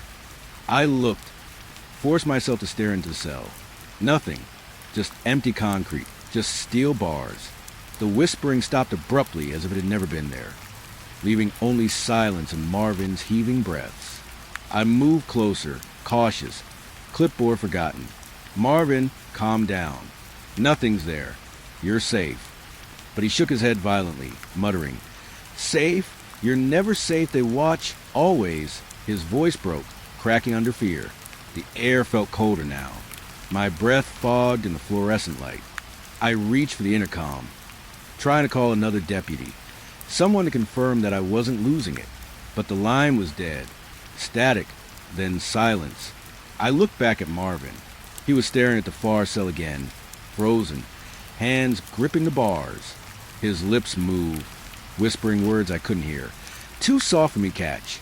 And then, just for a fraction of a second, I thought I saw movement. A figure, dark in the shadows, just beyond the edge of the light. Shifting, impossible to define. My stomach dropped. I blinked. It was gone. But the sense of being watched didn't leave. Marvin slumped against the wall, shaking. "They're always here," he whispered. "Even when no one's here. They wait. They know." His voice trailed into a whimper. I didn't know what to say. The rational part of my mind screamed that it was all him, hallucinations, drunken panic. But the other part, the part one tried not to admit even to myself, felt the weight, the cold, the presence lingering just beyond perception. The rest of the night was a blur. Marvin sat in his cell, wide-eyed, murmuring to the empty corridor. I tried to keep busy, checking doors, monitoring cameras, counting cells, but every few minutes my attention drifted back to that far cell. Each time I felt it, that same subtle chill, that same weight, that feeling of being watched even though the monitors showed nothing. By the time morning arrived, Marvin was asleep, curled in the corner of his cell, exhausted from fear and alcohol. I stayed behind the desk, staring at the empty corridor, thinking about the whispers, the fleeting shadows, the oppressive cold that hadn't left even as daylight crept through the small windows. The fog of the night hadn't lifted entirely from the walls or the air. I felt changed, unsettled. Even now, thinking back, I remember the night as though it's still happening. The echo of Marvin's voice, the whispers in the empty cells, the weight of something unseen just beyond perception. I don't know what I saw, or if I saw anything at all, but I know the feeling, that presence, watching, waiting, always there in the empty cells, in the long silence of night shift. I never dismissed drunk people again, and I never walked past those empty holding cells without a glance, wondering if something was still there, waiting, patient, silent, unseen but present. The night after Marvin's booking was heavier than usual. The fluorescent lights above the holding cells buzzed low, their constant unpressing against the edges of my ears. The air smelled cleaner than it had the previous night, disinfectant overpowering anything else. But it didn't feel clean. Not really. There was a way in the silence, a heaviness that made the small, empty cell block feel vast and cold. I walked slowly down the corridor, clipboard in hand, checking the locks, counting the empty cells, the motions automatic. It should have been routine, familiar, but my senses were heightened. Every small sound, the flicker of a light, a creak in the ceiling, pulled at me. The memory of Marvin, wide-eyed, muttering to the emptiness, lingered in the back of my mind like smoke I couldn't blow away. Then I heard it, a faint rattling, chains like handcuffs or shackles, moving along the metal bars. I froze mid-step, ears straining, trying to locate the sound. The cells were empty, every single one. I had walked past each of them, keys jingling in my pocket, cameras monitoring the block. Empty, but the sound persisted, soft but distinct, like someone or something was dragging metal across the floor. I swallowed hard, trying to steady my nerves. It's the pipes. It's nothing. Probably just the building settling. But the sound didn't shift like a pipe settling. It moved along the bars, precise, deliberate, step by step, the kind of movement that shouldn't exist when no one is there. My pulse sped. I gripped my flashlight, shaking slightly, casting the beam down the corridor. Empty cells stared back at me, gray concrete, cold steel. Nothing else. And then came the footsteps, soft, deliberate, echoing along the concrete floor. One footstep, pause. Another, like someone pacing slowly, methodically.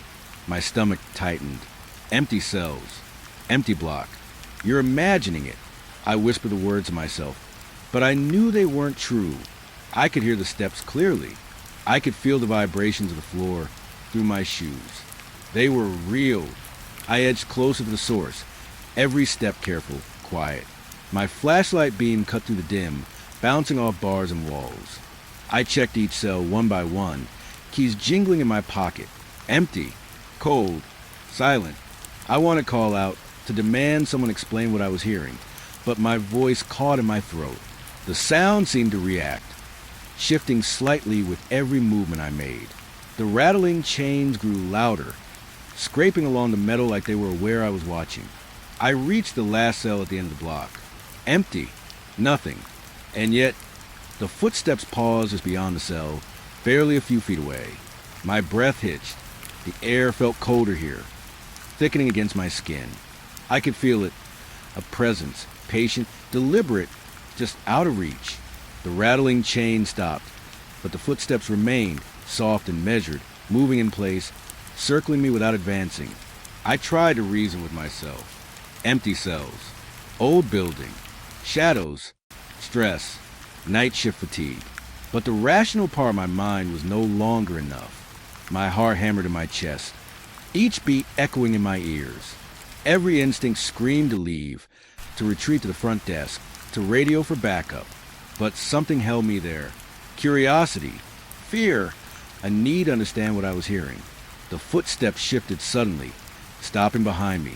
I froze, flashlight trembling in my hand. My keys jingled again, accidental motion, and the sound responded, moving, scraping, circling. My eyes darted over my shoulder. Empty hallway. Nothing, but the feeling didn't leave. Presence. Close. Watching. Breathing.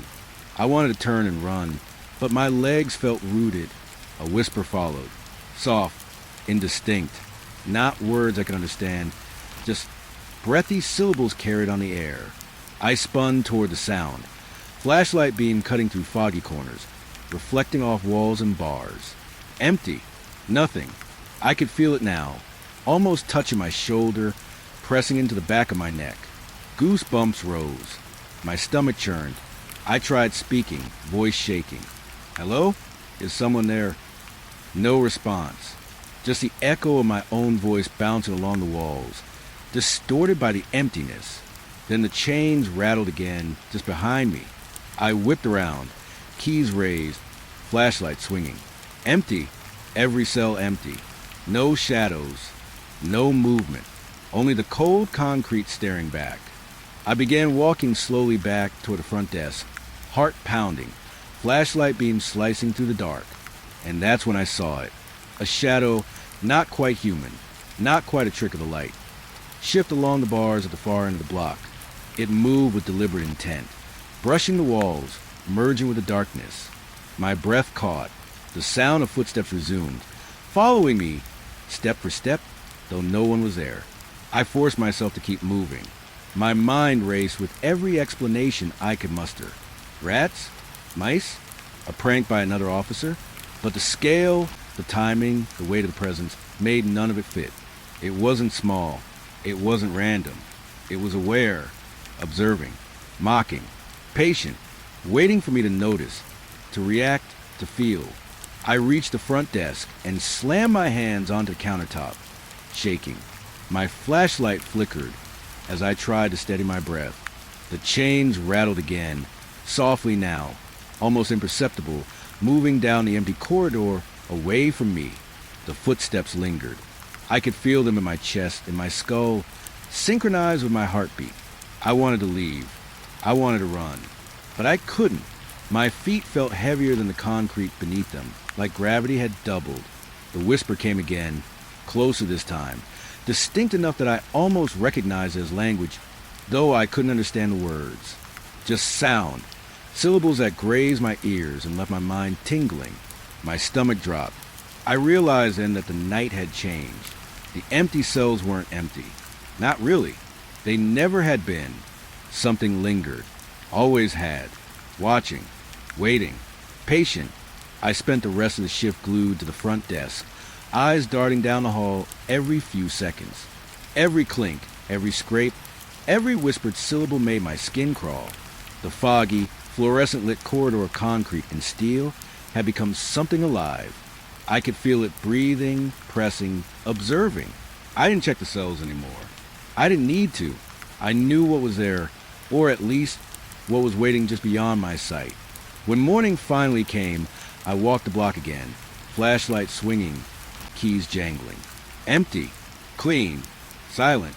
Nothing stirred, no chains rattled, no whispers echoed. But I knew, I had felt it, the weight of it in the air, the awareness, the slow, deliberate movements, circling, patient. I never doubted Marvin's fear again. Not fully. Even now. Thinking about that night, I can hear it.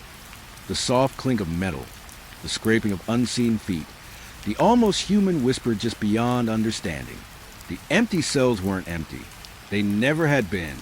And I know, even now, that if I ever return to that corridor, I'll feel it again. Watching, moving, waiting. The cell block had settled into that strange, oppressive quiet that seemed to stretch across the night. I was alone for the first time in hours. patrolling the long corridor of cold concrete and metal bars. My flashlight cut a thin beam across the floor, bouncing along the walls, reflecting off the shiny steel of the empty cells. I kept telling myself it was just a building, the echo of footsteps from another officer, the creak of settling metal. But deep down, I knew it wasn't just that. I was halfway down the block when I saw it. Shapes press against the bars of the cell at the far end. I froze, heart hammering. My breath caught in my throat. For a split second, I thought it was another inmate, maybe a late transfer or a holdover from earlier in the shift. But no, the cells had been empty for hours, monitored constantly by cameras. The shapes moved slightly, shifting like dark smudges against the steel. Faces. I couldn't see details, just silhouettes pressed close to the bars as if they were peering at me. Waiting, my stomach turned. A cold weight settled across my chest. I wanted to step forward, shine the light closer, call out, but my legs felt leaden. My hands gripped the flashlight, so tightly my knuckles ached. Hello. My voice sounded smaller than I intended. The beam of light swung across the bars. Empty. Nothing. Just the cold, gray concrete, the steel bars, and the shadows stretching along the floor. My pulse raced. I blinked for a fraction of a second. The shapes returned, pressing against the bars again. Faces, watching me, waiting. And then, when I took another step forward, nothing. Empty. I shook my head, tried to rationalize. Shadows cast by the flickering lights? My tired mind playing tricks on me after nights of endless monotony? It had to be. I had seen hallucinations before, in the jail, in the heat of late-night fatigue, but this felt real. Too real. The weight in the air, the cold pressing into my bones, the subtle smell that lingered like damp metal. It was too deliberate. I approached the first cell, flashlight sweeping across the interior. Empty. Cold concrete floor. Metal bunk bolted to the wall. Nothing else. My breath fogged slightly in the chill air, and I shook my head again, forcing myself to laugh. Get it together, I muttered, but even as I said it, I felt the presence again, soft, lingering, almost like a pulse against my skin. The next cell, empty, same as the first. And then at the far end I saw it again. Faces. Shadows pressed close against the bars. Not moving like shadows from light, but shifting ever so slightly, wriggling, undulating like smoke clinging to the steel. My stomach dropped. My flashlight flickered, once, twice. When it came back, the shapes were closer. I stepped back, heart hammering, sweat running down my temple. I spoke aloud, voice shaking. Who's there? This is a jail. There's no one in these cells. Silence answered me. The air seemed heavier, pressing down into my chest. And yet, the shape stayed. Pressed close, always just beyond the reach of light. Faces staring, watching, waiting. Eyes I couldn't see, but I felt them, burning into me. I tried to move closer again. Footsteps careful, deliberate, echoing in the empty corridor. The closer I got, the more the shapes seemed to shift. Faces impossibly elongated, pressed tight to the bars. Shadows that were solid, yet impossible. I reached toward the first one. My hand hovered inches from the steel. And then, in a blink, the faces were gone. Empty cell.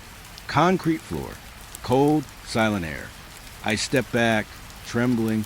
The light from my flashlight flickered again, and I could swear I saw movement out of the corner of my eye. Figures retreating into the darkness at the far end of the block. My hands shook so badly I had to grip the bars of the nearest cell to steady myself. My heart thudded in my chest, loud enough that I thought it would echo through the corridor and awaken everyone. I walked back toward the middle of the block, flashlight shaking in my grip. I had to see it again. I had to understand what I was seeing. The shapes returned, fleetingly. Faces pressed against the bars at different cells, always just out of reach.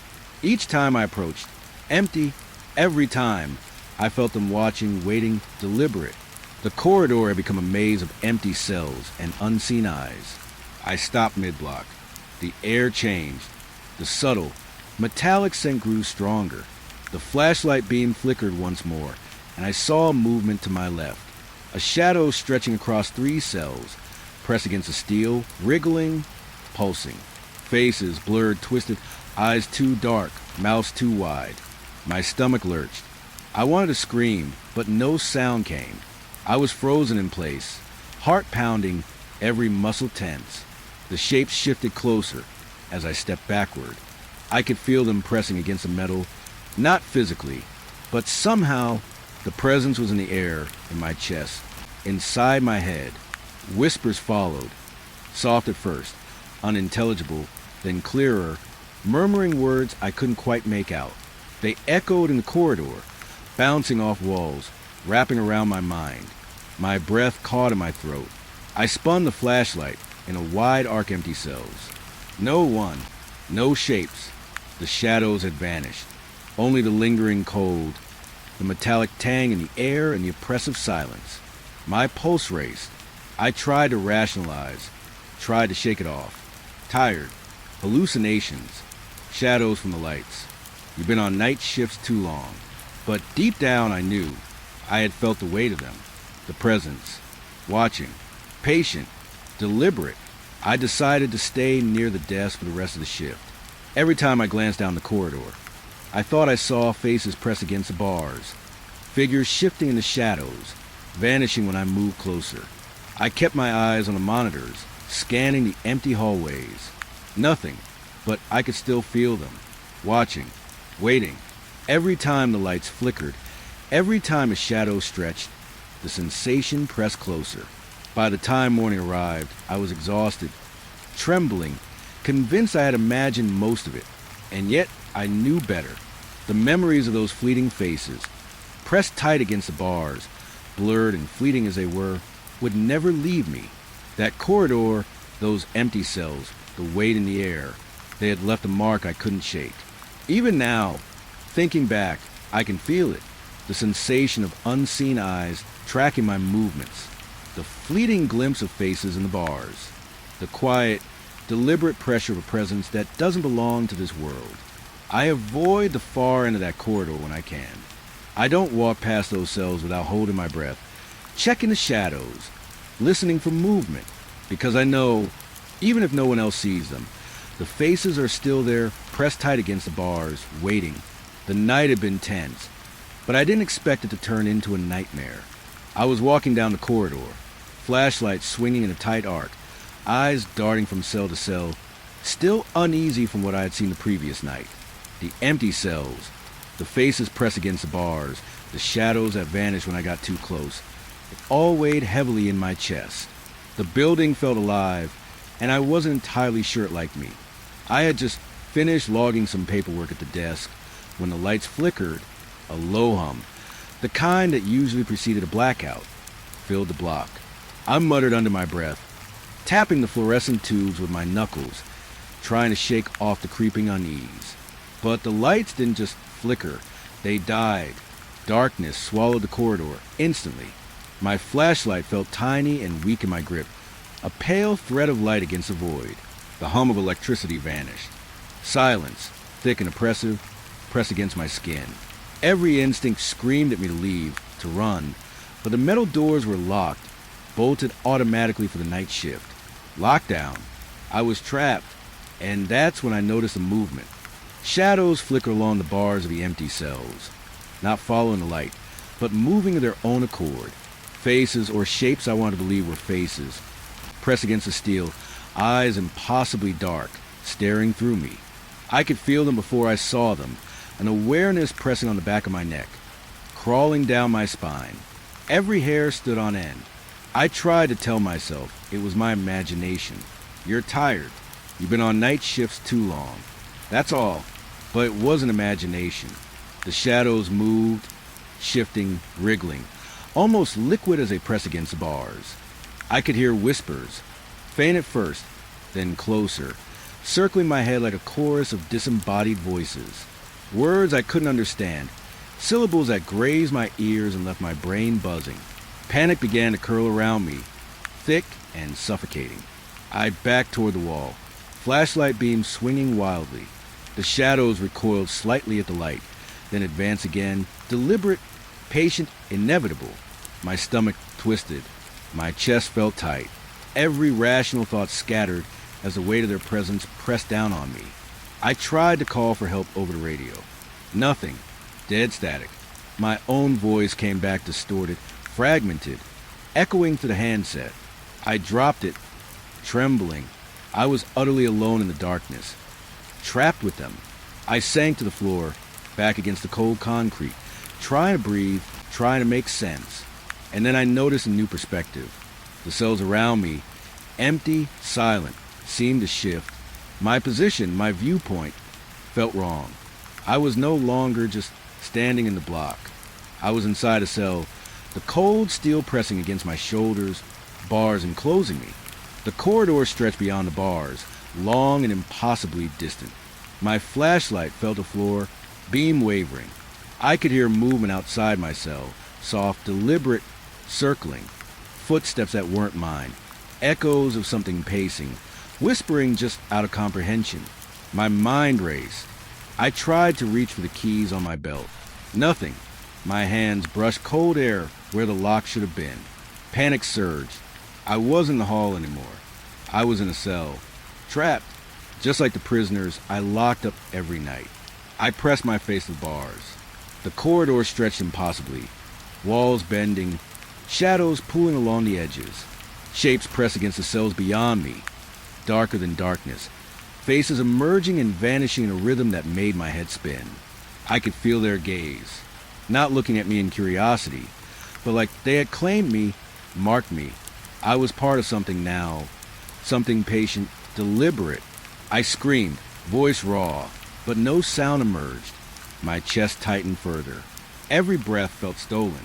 The whispers grew louder, overlapping with my own heartbeat, mocking, insistent. You belong. You can't leave. You see now. You feel. My thoughts echoed in the cell, no longer my own. I felt every prisoner I had ever booked, every soul I had locked away, every fear I had dismissed, crushing into me at once. The cold spread through my skin, deeper than mere temperature, seeping into muscle, bone, memory. I tried to stand, but the floor felt slick, shifting beneath me. Shadows rose along the walls, reaching out with tendrils of darkness that weren't solid but heavy, almost tactile. They brushed against my legs, curling around my torso, but left no marks.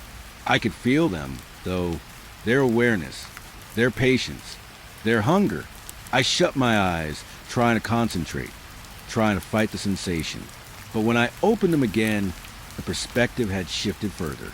I could see the corridor from above, the metal bars like a grid, endless rows of cells, each one containing shadows, some human-shaped, some grotesque. They were all watching, all waiting, and in one cell, a face pressed against the bars, my own. I staggered backward, arms outstretched, trying to find the wall, to touch something real. My hand met only cold, empty space. The whispers became voices, indistinct but urgent, repeating words that were my own thoughts moments ago. Trapped, alone, watching, waiting. My breath caught. I realized I wasn't thinking clearly anymore. My memories mingled with the shadows. My fears fed them, became them. I tried to focus, tried to scream, tried to break the cycle. The lights flickered briefly, and I caught a glimpse. Figures moving between the bars, impossible to find. Some human, some not. Shadows elongated, twisted. Faces emerged in fragments. Eyes too dark, mouths too wide. Smiles that weren't smiles. They watched me, studied me, measured me. I could feel them learning how I feared, how I thought, how I existed. Time became meaningless. Minutes stretched into hours, or maybe seconds. I couldn't tell. I was trapped in the cell, yet floating above the hall, moving with the shadows, becoming part of the rhythm of the night. The whispers became a chant, low and grinding, pressing into my mind, breaking down the walls I had built to contain rational thought. I was both observer and prisoner, both alive and suspended in the dark. My flashlight finally flickered out, leaving only the faint glow of emergency lights, dim and distant. The shapes coalesced, drifting along the corridors, merging, separating, always pressing against the empty bars. Faces appeared and vanished, pressed tight against the steel, watching, patient. I realized I couldn't leave. I didn't know how. And even if I did, I feared the dark would follow me.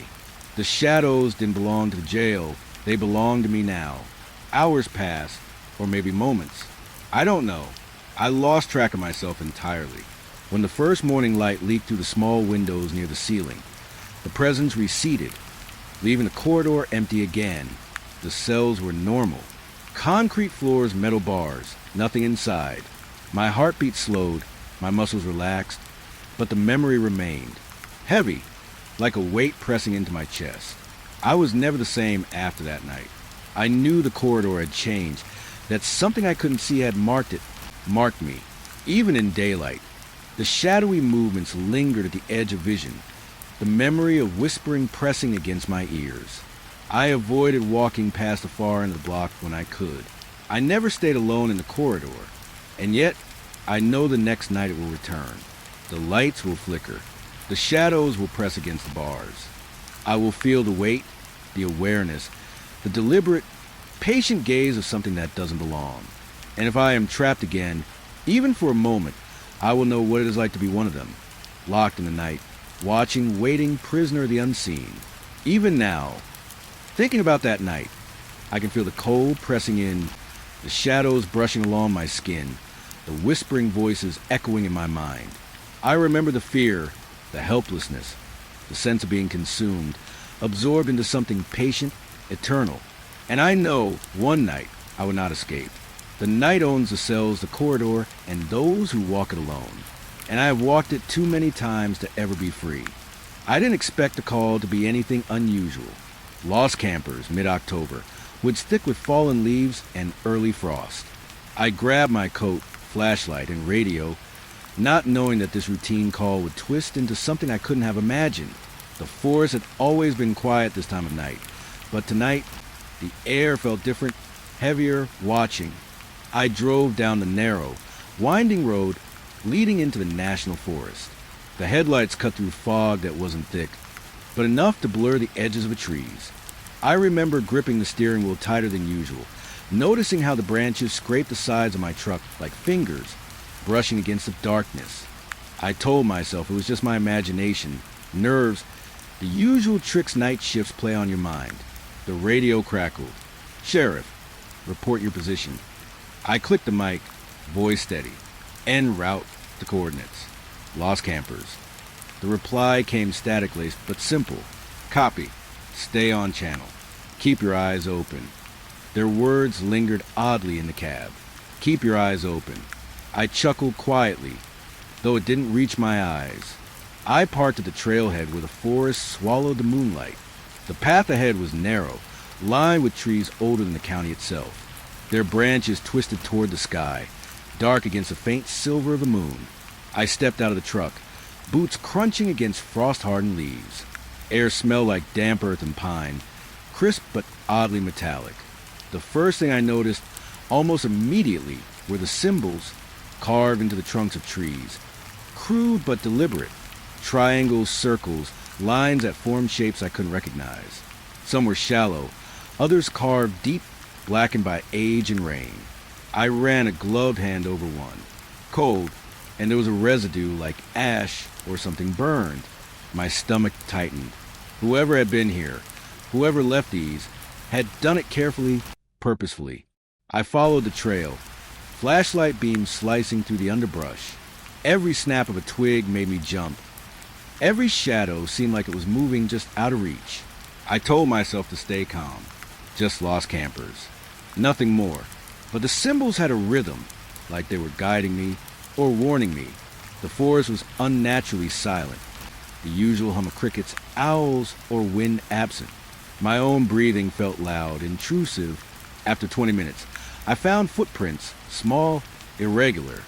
Hikers' boots, maybe. They led deeper, winding between ancient oaks and pine. I followed, careful not to lose them. My flashlight caught another symbol, higher this time, carved into a tree at head level. The shape made my skin crawl, a circle enclosing a jagged, twisting line, like a spine. It wasn't random. Whoever had done this had a purpose. I muttered under my breath, Campers, where the hell are you? My voice echoed softly, swallowed by the trees. No response, only the snapping of twigs behind me. Faint but persistent. I froze. Something moved, but not like an animal. Too deliberate, too slow, like someone stepping carefully over roots and brush. My heart jumped, pulse hammering in my ears. Sheriff, a voice called, distant, tinny, like it was coming from far away and right beside me at the same time. My flashlight swung toward the sound. Nothing, just the forest, endless dark trunks, shadows shifting. The voice repeated, faint, unintelligible syllables that twisted in my brain. I shook my head, trying to focus. I'm here. Who's there? I kept moving, following the footprints. Symbols grew more frequent, more intricate. Some were painted with dark streaks, almost like dried blood, though I couldn't tell in the dim light. I felt a pressure behind my eyes, like the forest itself was bending in toward me, leaning on me, pressing me forward. And then I heard it, laughter, soft at first, like wind through leaves. But it had rhythm, a cadence that was unmistakable. Human, childish maybe, but twisted. I froze, chest tightening. The sound circled me, disappearing, reappearing, teasing, playful yet wrong. My mind screamed to leave, but I pressed on. I had a job. Lost campers. That's all. The trail opened slightly into a small clearing. Moonlight spilled through the branches, illuminating the ground. I stopped, heart hammering. The symbols here were everywhere, carved into every tree around the clearing. Circles, spirals, lines, some forming faces, twisted smiles that made my stomach churn. And in the center, faint footprints, smaller than any adult, leading toward the thicker part of the woods. I followed cautiously, flashlight cutting arcs in front of me. Every step felt like trespassing into something sacred or cursed. I noticed the temperature drop. Cold seeped into my boots, my gloves, my coat. I could see my breath in sharp, misty plumes. The forest wasn't silent anymore. I heard it.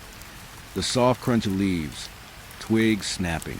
Not close, not far, always around me, circling. Then I saw movement at the edge of the clearing. A shadow, flicking between the trees. Too tall, too thin, unnaturally fluid. I swung the flashlight toward it. Nothing, but my stomach twisted. I had the distinct feeling I was being watched, studied. Every instinct screamed to leave, run back to the truck, get the hell out. But I pressed on. Job, responsibility. Campers. The deeper I went, the more twisted the symbols became.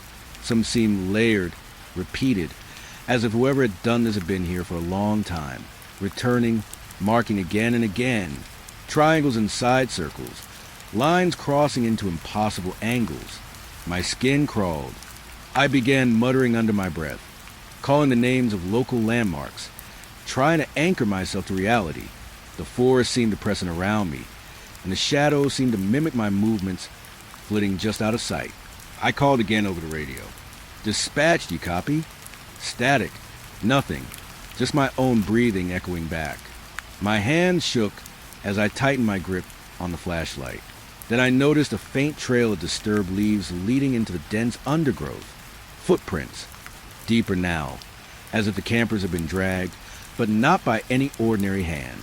They led to a narrow path, almost hidden, overhung with branches, low-light, unnatural curves. I hesitated.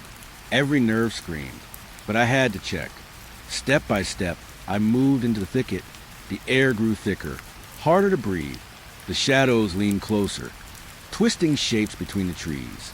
Symbols carved along the trunks glowed faintly in my mind, though there was no light to make them do so. Shapes, angles, faces, twisting, mocking, patient. And then I saw the first camper, or at least something resembling them. Sitting on the ground, knees drawn up, rocking slightly, head down. I called their name. No response. Flashlight beam fell on their face. Pale, eyes wide, staring straight through me, unblinking, mouth opening, forming words that didn't quite make sense. I wanted to step closer, help, but my legs felt heavy, rooted. The forest pressed in. The air smelled metallic now, sharp, The shadows moved, not like animals, not like trees. They flowed, circling, following, patient. Every instinct screamed to retreat. But I couldn't move. I could feel the forest itself bending toward me, pushing me forward into the unknown. Symbols glimmered faintly in my vision, circling the trees, dancing in ways that shouldn't exist. I realized then that the campers were silent, not because they were lost, but because something had claimed the space around them. The forest had eyes. It had patience. It had intention. And I was standing in its center, marked by every symbol, every twisted line carved into the bark. I called one last time over the radio. Static. Nothing. I stepped closer to the camper, their head tilted unnaturally, eyes unseeing yet aware. And in that moment, I understood the forest wasn't just hiding them.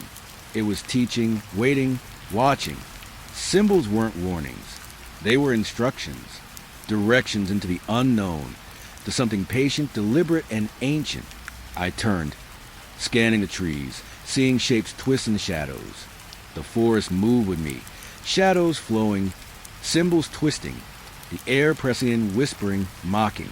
I took a deep breath, trying to steady myself, forcing words out into the cold air. We're leaving. We have to leave. The camper didn't move. The shadows pressed closer. I don't know how I made it back to the trailhead.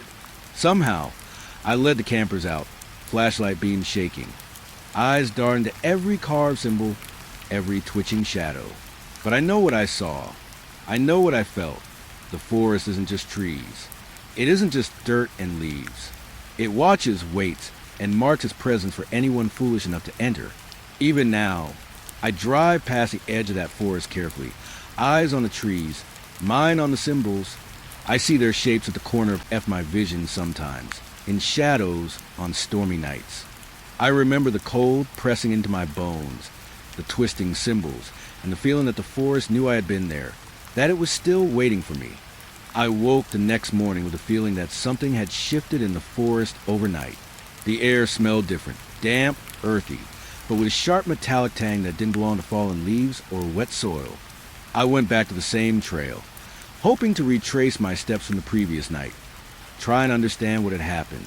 The campers were safe, yes, but the forest had left its mark, and I couldn't shake the feeling that it wasn't done with me yet. The first thing I noticed was the footprints. They weren't subtle. At first glance, they looked like oversized hiking boots, too large for any of the campers or myself. My boots, size 12, felt small next to them. The prints were deep in the soft earth, clear and deliberate, leading off the main path into the denser part of the woods. I crouched, hand hovering over the first print. Deep ridges pressed into the soil, sharp, defined, yet impossibly wide. I followed them cautiously. Every step I took felt like trespassing into something sacred or cursed. The forest was quiet, too quiet. No birds, no wind, no sound of wildlife. Just me and the oppressive way of the trees, branches reaching like black fingers above. The prints continued, snaking between trunks and over roots, weaving an unnatural path. I called over the radio to dispatch, voice low. I'm checking the trail. Coordinates, same as last night. Static, then a calm response. Copy. Any signs? I hesitated, not knowing how to describe what I saw without sounding insane. Footprints, large, too large, heading deeper into the forest. The reply was clipped. Stay safe. Keep your light on. I scanned the forest floor, flashlight cutting swaths of light across moss, fallen leaves, and tree roots. Every so often, I catch a faint impression of another print, deeper, darker, but always the same size. Too large to be human, too precise to be animal, and always, just as I stepped closer to examine, they vanished, earth disturbed, gone. It was as if the forest itself had swallowed the traces, hiding them from me. I stopped for a moment, breathing shallow, pulse quick. Something about the prints was deliberate. Whoever, or whatever, made them didn't want to be followed. And yet, the direction was clear. The path curved deeper, leading toward the heart of the forest, where moonlight rarely touched the ground and shadows clung thick between the trees. I remembered the cameras the rangers had installed along the trail. I had checked them after the campers were rescued. Nothing. No deer, no bear, no raccoon. Just the trail, empty, silent. The forest recorded nothing. Yet the footprints existed. Impossible. My rational mind struggled to reconcile it. Something was out there, moving through the forest, leaving prints for me to follow, yet leaving no evidence on film, no sign to anyone else. I pressed on. The weight in the air grew heavier, colder. My flashlight beam caught movement, flickers in the corner of my vision, but when I swung it around, there was nothing. Shadows clung to the trees, twisting as if aware of me, keeping just beyond reach. The prints continued, always ahead, deeper into the undergrowth. Every time I stepped closer, trying to examine them, they vanished. And yet, the next step I took revealed more, waiting for me as if guiding me. A chill ran down my spine. My radio crackled softly, static, and for a brief instant I thought I heard a voice. Faint, far, almost beneath the hiss. Something like laughter, though not joyful. More like a sound that wanted to be heard. A presence teasing me, aware of my pursuit. I froze, listening. Only the faintest whisper of air, the soft crunch of leaves beneath my boots, and the endless hum of the forest. The prints grew closer together, as if whoever left them had been running. My heart pounded. I crouched, shone the flashlight across the last imprint. Deep, wide, and fresh. I reached down to touch the soil. Cold, wet, real. My fingers trembled, and then it was gone. Earth undisturbed, nothing left. I blinked. The light seemed weaker, shadows deeper. I swallowed hard. I thought about turning back. Every instinct screamed to retreat, to leave the forest alone, to never return. But something pulled me forward. Compulsion, curiosity, fear. I couldn't tell which. The footprints curved around a massive oak, one I remember from last night, twisted and scarred with carvings I hadn't noticed before. Triangles, lines, faces pressed into bark, symbols that felt deliberate, alive. And there, at the base of the tree, another footprint, wide, deep, perfect. I stepped closer. My boots crunching in the leaves sounded impossibly loud. The print remained, unyielding, real. My flashlight flickered. For a heartbeat, I thought I saw a figure just beyond the tree, tall and dark, watching me. I swung the light around. Nothing, but the presence lingered, pressing in from all sides. The forest seemed alive, aware, breathing with me, moving with me, marking me. I called again over the radio. Dispatch. Aye, static. Nothing. My throat went dry. The silence in response was louder than any voice could have been. I looked down the trail. More prints, leading onward. And then, abruptly, the forest opened slightly. A small clearing. Moonlight spilled, illuminating more symbols carved into the trees. Circles, jagged lines, twisting shapes. The prints ended there. No continuation. The path gone. I crouched, examining the soil, the shapes pressed in deep, impossible to erase. And then I noticed something disturbing. Around the edges of the clearing, leaves had been disturbed in patterns. Shapes, circles within circles, twisting lines. The prints weren't random. They were deliberate, connected to the symbols, part of something older, something patient. Something that had been waiting for me to follow. I felt the air change. Heavy, thick, almost alive. The shadows between the trees moved, flowing without wind. Shapes flickered, impossibly tall and thin, stretching across the clearing. I swallowed hard, trying to speak. Who's there? My voice echoed back to me, strange and distorted, like the forest itself had copied it. The footprints vanished completely. Nothing remained but undisturbed earth. And yet I could feel it, presence. Watching, patient, aware. My hand shook, gripping the flashlight tighter.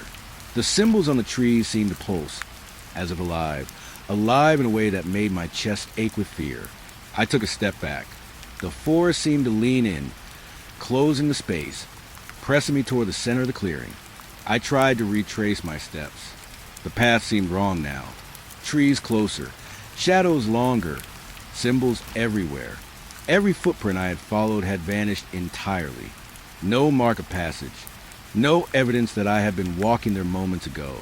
Just the forest, alive, watching, waiting. I realized then that whatever had left the prints had intended me to find them, to follow, to be aware. The forest had guided me, teasing, leading me to a place I hadn't expected. I couldn't shake the sensation that I was not alone, that the forest had been watching long before I arrived. And now it was aware of me. I finally made it back to the trailhead, heart pounding, breath shallow, mind racing. I checked the cameras again. Nothing. No animals, no humans, no tracks. Only static, the endless forest captured in still, unyielding frames. And the prints? They existed only in memory, in the chill of my spine, in the echo of the forest pressing close. Even now, thinking back, I can feel it. The cold press of something patient behind the trees. The way shadows move just beyond the light. The impression of enormous, impossible footprints vanishing when approached. The forest hasn't let me go. It watches. It waits. And the footprints, strange and deliberate, will always lead somewhere I am not ready to follow. I hadn't slept much after the previous night in the forest. Even back at the station, the shadows seemed to cling to the corners of my office, and I kept glancing at the footage on the cameras. Nothing. No prints, no movement. But I couldn't shake the feeling of being watched, the weight of the forest pressing into my chest even miles away. The radio crackled occasionally with routine chatter, but it felt hollow, like I was the only one awake, alone with memories that didn't belong entirely to me. When the next call came, I shouldn't have gone. A group of hikers reported hearing voices, crying for help, somewhere along the same trail I had walked. My rational mind argued, it's probably a prank, echoes carrying through the trees. But my gut told me otherwise. I couldn't ignore the pull. There was something there, something patient, waiting. I drove back into the forest, headlights cutting through the thickening fog. The same twisted branches loomed over the road, scratching at my truck as if to warn me. I tried to calm myself with logical thoughts. Lost hikers, cold night, nerves, but every instinct screamed against it. The trees weren't just trees here. They moved in the corner of my vision. Shadows shifted even without wind. The air was thick, oppressive, like the forest itself had lungs. I parked at the trailhead and stepped into the cold, my boots crunching leaves that had started to decay with the first frost. Flashlight in hand, I moved carefully along the trail. The last footprints had vanished, the forest refusing to show any trace of previous travelers. Yet the weight of expectation pressed down. I felt as if something was observing, just beyond the edge of my light, breathing with me, anticipating every step. And then I heard it, a whisper, soft at first, barely distinguishable from the rustling of leaves. I froze. My heart slammed in my chest. "Hello," I called, voice trembling despite my best effort to stay calm. The whisper repeated, slightly louder this time, but unmistakable. My wife's voice, calling my name. "Sheriff, help me." I stumbled forward, flashlight sweeping wildly, searching for the source. Nothing. The trees stood still, cold and unyielding, yet I felt their presence pressing in, corralling me toward the center of the trail. Another whisper followed, my daughter's voice now, high-pitched, frightened. "Daddy, over here." The sound seemed to come from everywhere and nowhere. The forest bent the voices around me, twisting them until they felt almost real.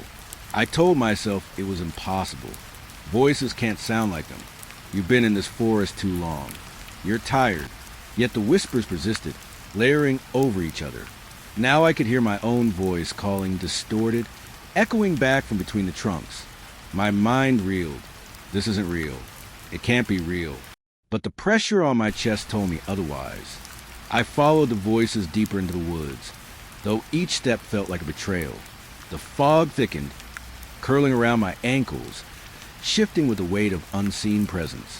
Shapes flickered in periphery, tall, thin, elongated, shadows that weren't quite shadows. I tried to call my own name, reasoning aloud, try to assert some control. "I'm here. Stay calm. This is a forest, nothing more." The whispers mocked me. My wife, my daughter, my voice, all woven together into a single, distorted melody of panic. Every step revealed more symbols carved into the trees. Deeper now. Twisted spirals, jagged lines, faces pressed into bark. I could feel them watching me. Not just watching, but shaping the forest around me, responding to my fear, guiding me, playing with me. My flashlight flickered, and for a split second, I thought I saw figures standing just beyond the range of light. Human shape, but wrong. Limbs too long, torsos too thin, heads tilting at impossible angles. I stumbled over a root and fell forward, chest pressing into the wet leaves. The whispers grew louder, circling, layering over one another. Now they weren't just my family. They were strangers' voices too, pleading, screaming, crying, all of them distorted, overlapping, creating a chorus of panic that wrapped around my mind. I pressed my hands to my ears, trying to block it out. My heartbeat pounded in time with the whispers, a frantic, uneven drum, echoing back at me from the trees themselves. Then I realized something worse. The voices weren't just calling, they were answering. Every thought I had spoken aloud, every fear I hadn't voiced, they repeated back, twisting it, shaping it into new words, new cries. You can't leave. You're not safe. That wasn't my voice. And yet it was. My mind trembled. I wanted to run, but the path seemed endless, curling back on itself. Every step brought me deeper into the center of the forest, and deeper into the labyrinth of my own terror. The fog thickened, rising to my knees, and my flashlight struggled to penetrate it. Shapes moved in it, not solid, not quite shadows. They flitted just beyond the light, always at the edge of perception. My wife's voice whispered again, "Sheriff, don't leave me." And then my daughter, faint, almost a whisper carried in the wind, "Daddy." The sound came from everywhere at once. I spun, trying to locate them, trying to reassure myself. But the forest didn't answer with logic. Only whispers, only pressure, only the feeling of being circled, studied, toyed with. I stumbled into a small clearing. Moonlight filtered through, pale and weak. The symbols on surrounding trees were dense, overlapping, chaotic. Triangles, spirals, lines intersecting in patterns that seemed to vibrate, almost pulse with energy. And in the center, the footprints returned, large, wide, impossible. They weren't moving, weren't fading. They waited. I realized then that the forest wasn't just marking the trail. It was marking me, tracking me, guiding me towards something I didn't want to find. The whispers changed again. My wife's voice, panicked, screamed through the forest. "Sheriff, please." My daughter's voice layered over it, higher-pitched, frantic. And then, as if acknowledging my fear, a new voice emerged, my own, calling out words I had never spoken aloud, repeating them with cruel distortion. Every instinct screamed to run. My knees shook. My lungs burned as I forced myself to take step after step toward the center of the clearing. I pressed my hand to a tree, trying to steady myself. Bark felt unnaturally warm. Symbols carved into the trunk seemed to move slightly, flickering at the edges of my vision. Faces emerged into patterns, twisted, angry, mocking. I realized with a shiver that the whispers were attached to the trees, not just echoes, but extensions of something ancient, patient, deliberate. It had learned my fears, my attachments, my family, and it was using them to pull me in, to make me part of the forest. I dropped to my knees, shaking, flashlight beam trembling. The fog swirled around me, thick now, pressing, curling into every corner. I heard laughter, not human, dry, cold, and sharp. The whispers twisted it into cries, my wife's and daughter's voices overlapping the unnatural sound. I could feel the forest bending around me, shaping shadows, twisting paths, pulling me towards some unseen center. I forced myself upright, moving backward slowly, flashlight swinging wildly, desperate to escape. The whispers followed, imitating every sound I made, every footstep. The forest seemed to fold and stretch, elongating the trail behind me, masking the way out. Shapes move in the fog, tall, impossible, patient, watching, waiting. My heart pounded so hard I thought it would burst. I ran blindly, trying to break through the fog, the whispers still circling, taunting, calling my family's names. Each step felt heavier, the forest alive beneath my feet, rooting me in place. The symbols on the trees blurred together, creating a pattern that pressed against my mind.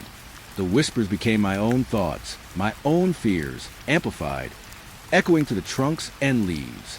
Eventually, I broke through the edge of the forest, gasping, covered in sweat and dirt, heart hammering. Moonlight spilled over the road, calm and silent. The fog lingered at the tree line, curling patient, like it had been waiting for me to return to the safety of the open land. I collapsed against my truck, shaking, flashlight dim in my grip. Even as I drove back to town, I could still hear it. Faintly at first, whispers in the back of my mind, calling my name, pleading, mocking. I told myself it was my imagination. I had to, but deep down I knew better. The forest had learned my fears, found my attachments, and it wasn't done. It wouldn't be. Sometimes, at night, I swear I can still hear the whispers behind the trees. Not far away, not faint. Clear enough to make my blood run cold. The cries of my family, my voice, my own thoughts, all folded together in the patient, deliberate presence of the forest. And I know, with a certainty that makes my chest ache, that if I ever return, it will call again, stronger this time, shaping the shadows to lead me further, deeper, into the heart of its darkness. We shouldn't have gone back. I knew that the second we drove past the edge of town and saw the dark mass of the forest looming in the moonlight, but the call came in urgent, panicked, hikers missing again. Voices over the radio sounded frightened, strained. I felt that same pull in my chest that had haunted me since the first footprints, that weight of curiosity and responsibility that never lets you say no. Our patrol team moved slowly along the trailhead, boots crunching over leaves that were slick with dew and early frost. The fog rolled in, low and curling, hugging the ground, climbing slowly over roots and fallen branches. I told myself it was normal. Trails change at night. Fog rolls in. Trees move in the wind. But deep down, I knew it wasn't just the weather tonight. The forest swallowed us quickly. 1 minute, I could see my partner 3 steps ahead. The next, shadows flickered and branches seemed to shift, hiding him from view. I called his name. My voice cracked. "Miller, where are you?" Only the echo of my words returned. Not him. Not anyone. I took a deep breath, trying to steady my racing heart. Something about this place was alive in a way that made no sense. The trees leaned, almost imperceptibly, as if their trunks shifted when I wasn't looking. Trails we had followed before twisted into new directions, and the path markers, old blazes on the trees, seemed to vanish or reappear somewhere else entirely. I reached for my radio. "All units, regroup. Check your positions." Static. Nothing.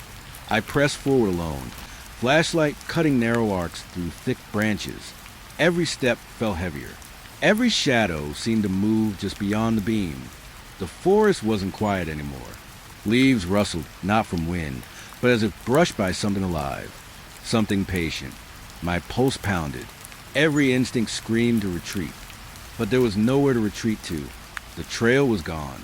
We were in the forest now, and it had claimed us. I stopped at a bend, tried to catch my bearings. I remembered the symbols carved into trees, the triangles, spirals, jagged lines, and my stomach turned. They were everywhere, dense, deliberate, marking our path or marking us. I reached for one tree, tracing the carvings with my glove, cold, deep into the bark. And I thought I saw movement in the shapes. Faces, maybe, or just my imagination. I couldn't tell anymore. I called again for Miller, louder this time. "Miller, respond." Silence answered, thick and heavy, curling around me like the fog. Then I heard it, footsteps, slow, deliberate, circling. Not his, not human. My stomach tightened. My flashlight swung wildly, cutting through shadows, but nothing emerged. And yet, I could feel it, eyes on me, tracking, patient. I tried to backtrack. The trail should have been clear. My own footprints, which I had hoped to follow back, were gone. The leaves and soil were undisturbed, as if I had never stepped there at all. Panic rose in my chest. My breath came fast, shallow, ears straining for any sound. Branches snapped in the distance, faint, deliberate echoing. Not random, not wind. Something was moving with us, or watching us. I called into the forest, tried to steady my shaking voice. If anyone can hear me, respond. Miller, Henderson. Only static, only whispering leaves, only the oppressive weight pressing in from every direction. My flashlight flickered. I gripped it tighter. Shadows pressed close, moving in ways that defied logic, bending around me, shaping the trail. I took a few steps forward and froze. The path had split into three, twisting and curling impossibly. None of them looked familiar. My mind raced. Tried to remember the markers we had passed, the direction we had come from, but the forest had shifted. Lines blurred. The fog thickened. Every branch, every tree, seemed rearranged when I wasn't looking directly at it. And then I heard it. Voices. Not Miller. Not Henderson. Something else. Low. Gravelly. Whispering from deep in the trees. Words I couldn't understand. Syllables twisting together unnaturally. The forest seemed to hum with it. I took a step back. Footsteps followed, soft but insistent, circling me.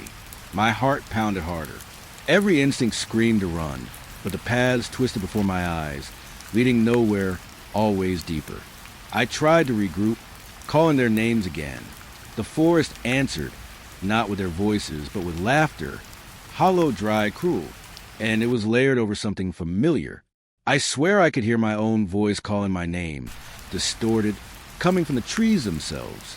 The sound made my stomach churn. I wanted to scream, but my throat was tight, dry. I ran, or at least I thought I was running. My boots sank into damp leaves. Branches lashed at my face.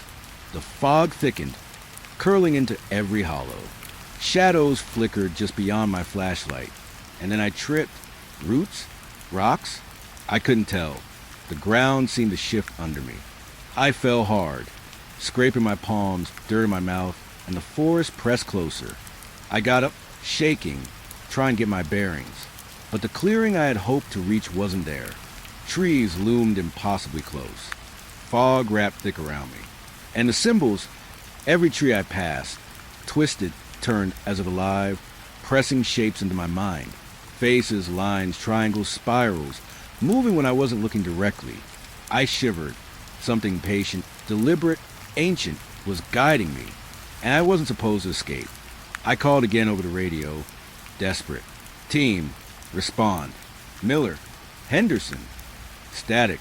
Nothing but static. And then I thought I heard a faint response. My own name, faint, almost real, but the tone was wrong. Twisted, slow, mocking. I realized then that the forest wasn't just shifting paths. It was shifting perception. It wanted me confused, disoriented, trapped inside its maze. I stumbled forward, following shadows that moved in ways they shouldn't, circling the trees, shaping the path, pressing toward the center of the forest. The branches scraped my coat, my face, tugging, grasping, nudging me along the wrong trail. My breath came ragged, hot in the cold air. I felt trapped, no exit, no path, just endless twisted forest and fog that thickened around my ankles and knees. Footsteps echoed again, soft but deliberate, not behind me, not in front, all around. I spun, flashlight beam cutting through the fog, trying to pinpoint the source. Shadows flitted, too tall, too thin, moving without sound. I stumbled backward, and then I realized something worse. The forest had separated us. Miller and Henderson were gone. I couldn't see them. I couldn't hear them. And I knew, without doubt, that the forest had claimed them, or at least had made sure I couldn't find them. I sank to my knees, chest heaving, light swinging wildly. Every instinct screamed to leave, but I couldn't. The paths had vanished. Every familiar marker twisted into something new. The fog pressed close, whispering in tongues I couldn't understand. And the shadows, always just at the edge of the light, waiting, watching, patient. I forced myself upright, trying to focus, rationalize. Paths shift. Fog thickens. Night disorients. Keep moving. But the forest laughed, dry, cruel, mocking, twisting my words into the branches, into the fog. I stumbled, caught a branch, and fell again, and for a moment, I thought I saw figures moving in the distance. 2 figures, perhaps my partners, but then they stretched, distorted, and vanished into the fog. The night pressed close. The fog thickened. The forest itself seemed alive, bending trails, shifting symbols, curling shadows. Every sound, the snap of a twig, the rustle of leaves, even my own breath was amplified, echoing, twisting into something I couldn't understand. Every instinct told me I was trapped, that I had entered a living labyrinth, and that the forest itself would decide when or if I left. Hours, or maybe minutes, passed. Time lost meaning. Every step forward felt like the same step I had taken before.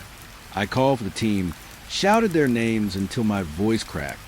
Nothing answered but the whispering leaves and faint, twisted laughter. The symbols glowed faintly in my peripheral vision, moving, shifting, pulsing. I realized with a sinking heart that the forest didn't want to let us go. It wanted us inside, confused, disoriented, terrified. Patient. I don't know how I survived that night. Somehow, I stumbled back to the edge of the trees when the first hints of dawn filtered through. Fog lifted slightly, shadows shrank. The forest seemed satisfied, retreating into stillness. But Miller and Henderson? They were gone. No tracks, no footprints, no sign they'd ever been there. Just the twisted, deliberate symbols marking their passage, or mine, into something beyond understanding. Even now, when I drive past that forest, the paths seem wrong. Shadows shift at the edge of vision. Symbols flash in my peripheral sight. I hear footsteps, sometimes at night, faint, circling, patient. And I know with cold certainty that the forest hasn't forgotten us, or me. It waits. It shifts. It traps. And one day it will call again. The first light of dawn barely reached through the thick canopy. And yet, somehow, it felt brighter than the darkness we had been trapped in. I stumbled into the clearing, heart pounding, legs trembling, mind screaming. And for a moment, I couldn't believe we were actually out. The fog lifted slightly, leaving a thin mist curling around the undergrowth, and I could see Miller and Henderson a few steps ahead, shaken but alive. Relief hit me in waves so strong that I almost collapsed from it. Almost. We didn't speak at first. The forest was quiet now, deceptively calm, as if it simply let us leave. My breath came in heavy gasps, my palms scraped and bleeding from the roots and branches I had grabbed along the way. Henderson clutched his arm, the skin red and raw, while Miller kept scanning the edge of the trees, eyes wide, unblinking. None of us spoke. There was nothing to say. Words felt meaningless after the night we'd survived, or barely survived. We started walking back toward the road. The clearing stretched out before us, pale light spilling across the damp earth. The forest behind us was still, silent, oppressive in its stillness. I couldn't help but glance over my shoulder. Every instinct told me not to, but I did anyway. And that's when I saw it. A figure, tall and unmoving, standing at the far edge of the clearing. I froze. My heart lurched in my chest. My flashlight had died hours ago, and yet the figure was there, clearly outlined in the dim dawn light. Its shape was humanoid, but wrong. Too thin, too tall, limbs slightly elongated, posture unnatural. Its head tilted slightly, unnervingly, like it was studying us. Not hostile, or maybe it was, but deliberate, patient, waiting. I swallowed hard, forcing myself to move forward, but my legs felt like lead. Henderson and Miller hadn't noticed it. They walked ahead, talking quietly, their voices low, trying to reassure themselves. I didn't want to call out. To them, it would sound like fear, paranoia, but my gut screamed that they wouldn't see it until it decided to make itself known. The figure didn't move, didn't blink, didn't do anything except stand, outlined in the gray morning light, watching. My pulse hammered in my ears. I told myself it was a trick of the light, the fog, exhaustion messing with my perception. Yet I knew better. I had been through this forest. I had felt its presence, its patience, its cruelty. and I knew what it meant when it stayed. Waiting, we reached the edge of the clearing. The road appeared, cracked and wet with dew. Relief surged again. We slowed our pace, my legs trembling with exhaustion, knees weak from the hours of running, twisting, ducking, climbing. Behind me, the forest seemed to settle. The figure didn't move, didn't vanish. It simply waited, its presence a lingering weight that pressed against my spine. "Come on," Miller said, voice rough, shaking. "We're almost out." Henderson nodded, barely looking back. I forced myself to follow. Step after step, I tried to focus on the road, the thin line of asphalt leading to civilization, lights, safety. The sun crept higher, washing over the trees, the clearing, the edge of the forest. Still, I couldn't shake it. That figure, silent, patient, observing. My mind raced. It had followed us, or had it always been there, waiting for the right moment? The hairs on my arms stood on end. My chest tightened. I wanted to run, but part of me wanted to stare, to understand. I knew it was dangerous, but the pull was almost magnetic. We reached the patrol trucks, parked along the edge of the clearing. Henderson and Miller immediately started checking radios, calling in, shaking, trying to explain. I stood apart, flashlight off, still staring back toward the tree line. The figure hadn't moved, just stood there, shadowed and silent, waiting for something I didn't want to comprehend. I forced myself to step forward toward the trucks, but kept my gaze on it. My breath caught in my throat. Something in the way it held itself, the deliberate stillness, made my skin crawl. It wasn't human. I knew that now. Human shapes didn't move like that. They didn't study, didn't wait, didn't stretch into your memory the way this thing had. Miller noticed my pause. "Sheriff," he said.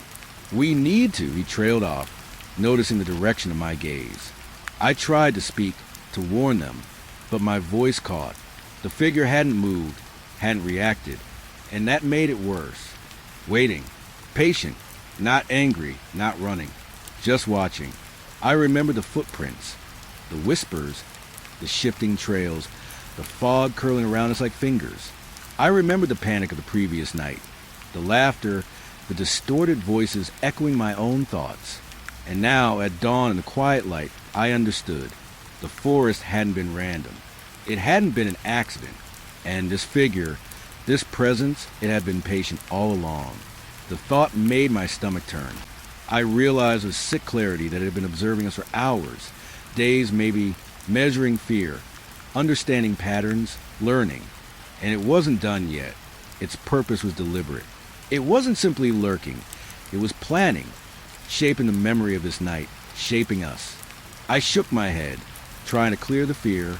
My boots crunched over leaves, approaching the trucks, but I kept my eyes locked on that figure. Every step felt like a decision, a negotiation with the unknown. I wanted to turn away, to ignore it, to convince myself it was a trick of exhaustion, but I couldn't. The pull was too strong. The forest, and whatever lingered at its edge, had become a part of my consciousness. I reached the trucks, finally. The warmth of the engine and the thin morning sun washing over the asphalt should have reassured me. But it didn't. I climbed in, slamming the door, shaking hands, clutching the wheel. Miller and Henderson muttered among themselves, still tense, checking radios. I didn't answer. I couldn't. My gaze kept drifting back. The figure didn't move. Not when the sunlight hit it. Not when our truck started down the road. It simply waited at the edge of the clearing, at the threshold of the forest. And I realized something even worse. We were leaving, yes, but leaving meant nothing. The forest had marked us, and it would wait. It would watch. It would be patient. I started the truck, engine humming, tires crunchy over gravel, and we moved slowly onto the main road. I kept looking in the rear-view mirror, but the clearing was obscured by trees. Still, I felt its presence. I knew it hadn't moved. It never would. It was patient. It waited for the next step, the next mistake, the next return. Miller glanced at me, concerned. "Sheriff, you okay?" I nodded, though I wasn't. How could I be? Not after everything. The forest, the fog, the voices, the shadows. And that figure, silent, patient, waiting. I realized with a weight in my chest that I would remember it forever. It would be etched into my memory, part of the darkness that followed me, creeping into dreams, into quiet moments, into anything I thought safe. Even as the sun rose fully, bright and clear, I could still feel it. Patient, waiting, watching. Its presence lingered in the air, stretched thin but tangible, as if the forest itself had reached beyond its boundaries to touch me. I tried to tell myself it was over, that we were safe now, but my mind betrayed me. Every instinct, every fiber of my being, screamed that the forest hadn't finished with us, or me. I kept glancing back, even as we drove further down the road. And there it was, always at the edge of my vision, that tall, wrong figure, standing in the clearing, unmoving, its posture deliberate, its patience unbroken. My pulse thrummed with fear, a steady, insistent beat, warning me that it hadn't left, couldn't leave, and never would. By the time we reached the town, the clearing was out of sight, swallowed behind trees and shadows. Henderson and Miller tried to talk, to process, to rationalize. I didn't answer. I couldn't. Part of me stayed in the clearing, watching the figure, frozen, patient, silent. I knew that when night fell again, when the fog rolled in, when the shadows stretched across the forest floor, it would still be there, waiting. And I would remember. Always. Even now, sometimes when I'm alone, I can see it, out of the corner of my eye, standing just at the edge of a shadow, patient, deliberate, watching. The forest has claimed more than fear. It has claimed memory, lingering, shaping, reminding me that it waits.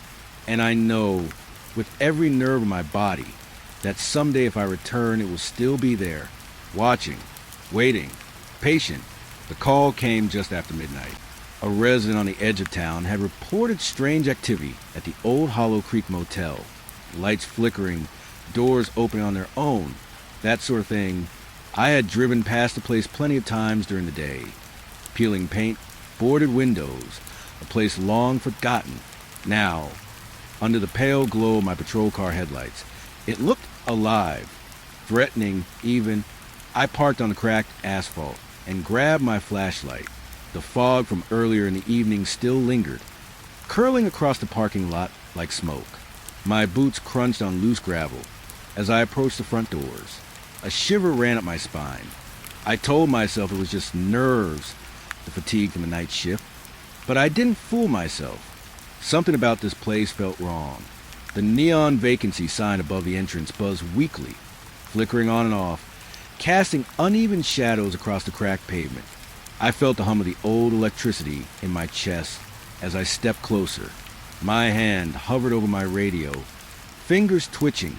The motel had been abandoned for years. No guests, no staff. Nothing should have been happening here. I pushed the door open.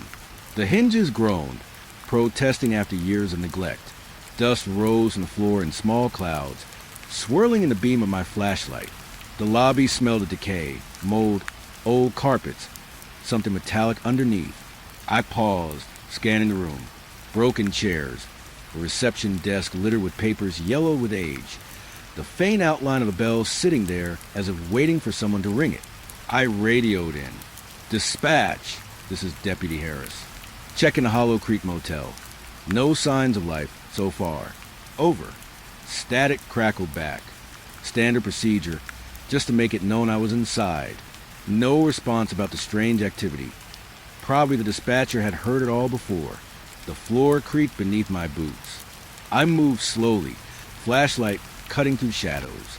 Every step seemed amplified in the silence. And then I saw it. Flickering lights along the hallways upstairs. Not consistent. 1 second, the bulb burned dim and steady. The next, it cut out, leaving the corridor in blackness. I paused, staring, trying to convince myself it was just a failing wiring. I stepped closer to the staircase. The railing felt sticky, dust, and some unidentifiable grime clinging to it. I reached the top and turned down the hall. My flashlight flickered along the walls, illuminating faded wallpaper, peeling and curling at the corners. Doors lined the corridor like silent sentinels, closed but not locked. A sense of waiting hung in the air, heavy and thick. I knocked lightly on the first door. Nothing. I tried the knob. It turned under my hand, surprisingly smooth. The room beyond was dark, empty except for a bed frame and a broken dresser. My flashlight swept across the floor, and for a moment, I thought I saw a shadow move. I jerked the light, but nothing was there. I told myself it was my imagination, the exhaustion, the stories I'd heard from the locals. It all played tricks on the mind. Further down the hall, the lights flickered more violently, casting stuttering shadows that danced across the walls. The air grew colder. I could see my breath puffing in the flashlight beam. I pressed onward, each step heavier than the last. A low hum filled the hallway, almost imperceptible, vibrating through floorboards. Not electrical, something else. I came to the center of the hall and froze. The flickering light above the stairwell pulsed, as if breathing, expanding and contracting. I raised my flashlight and swept it around. Nothing, just the peeling paint and dust. And yet, I felt eyes on me.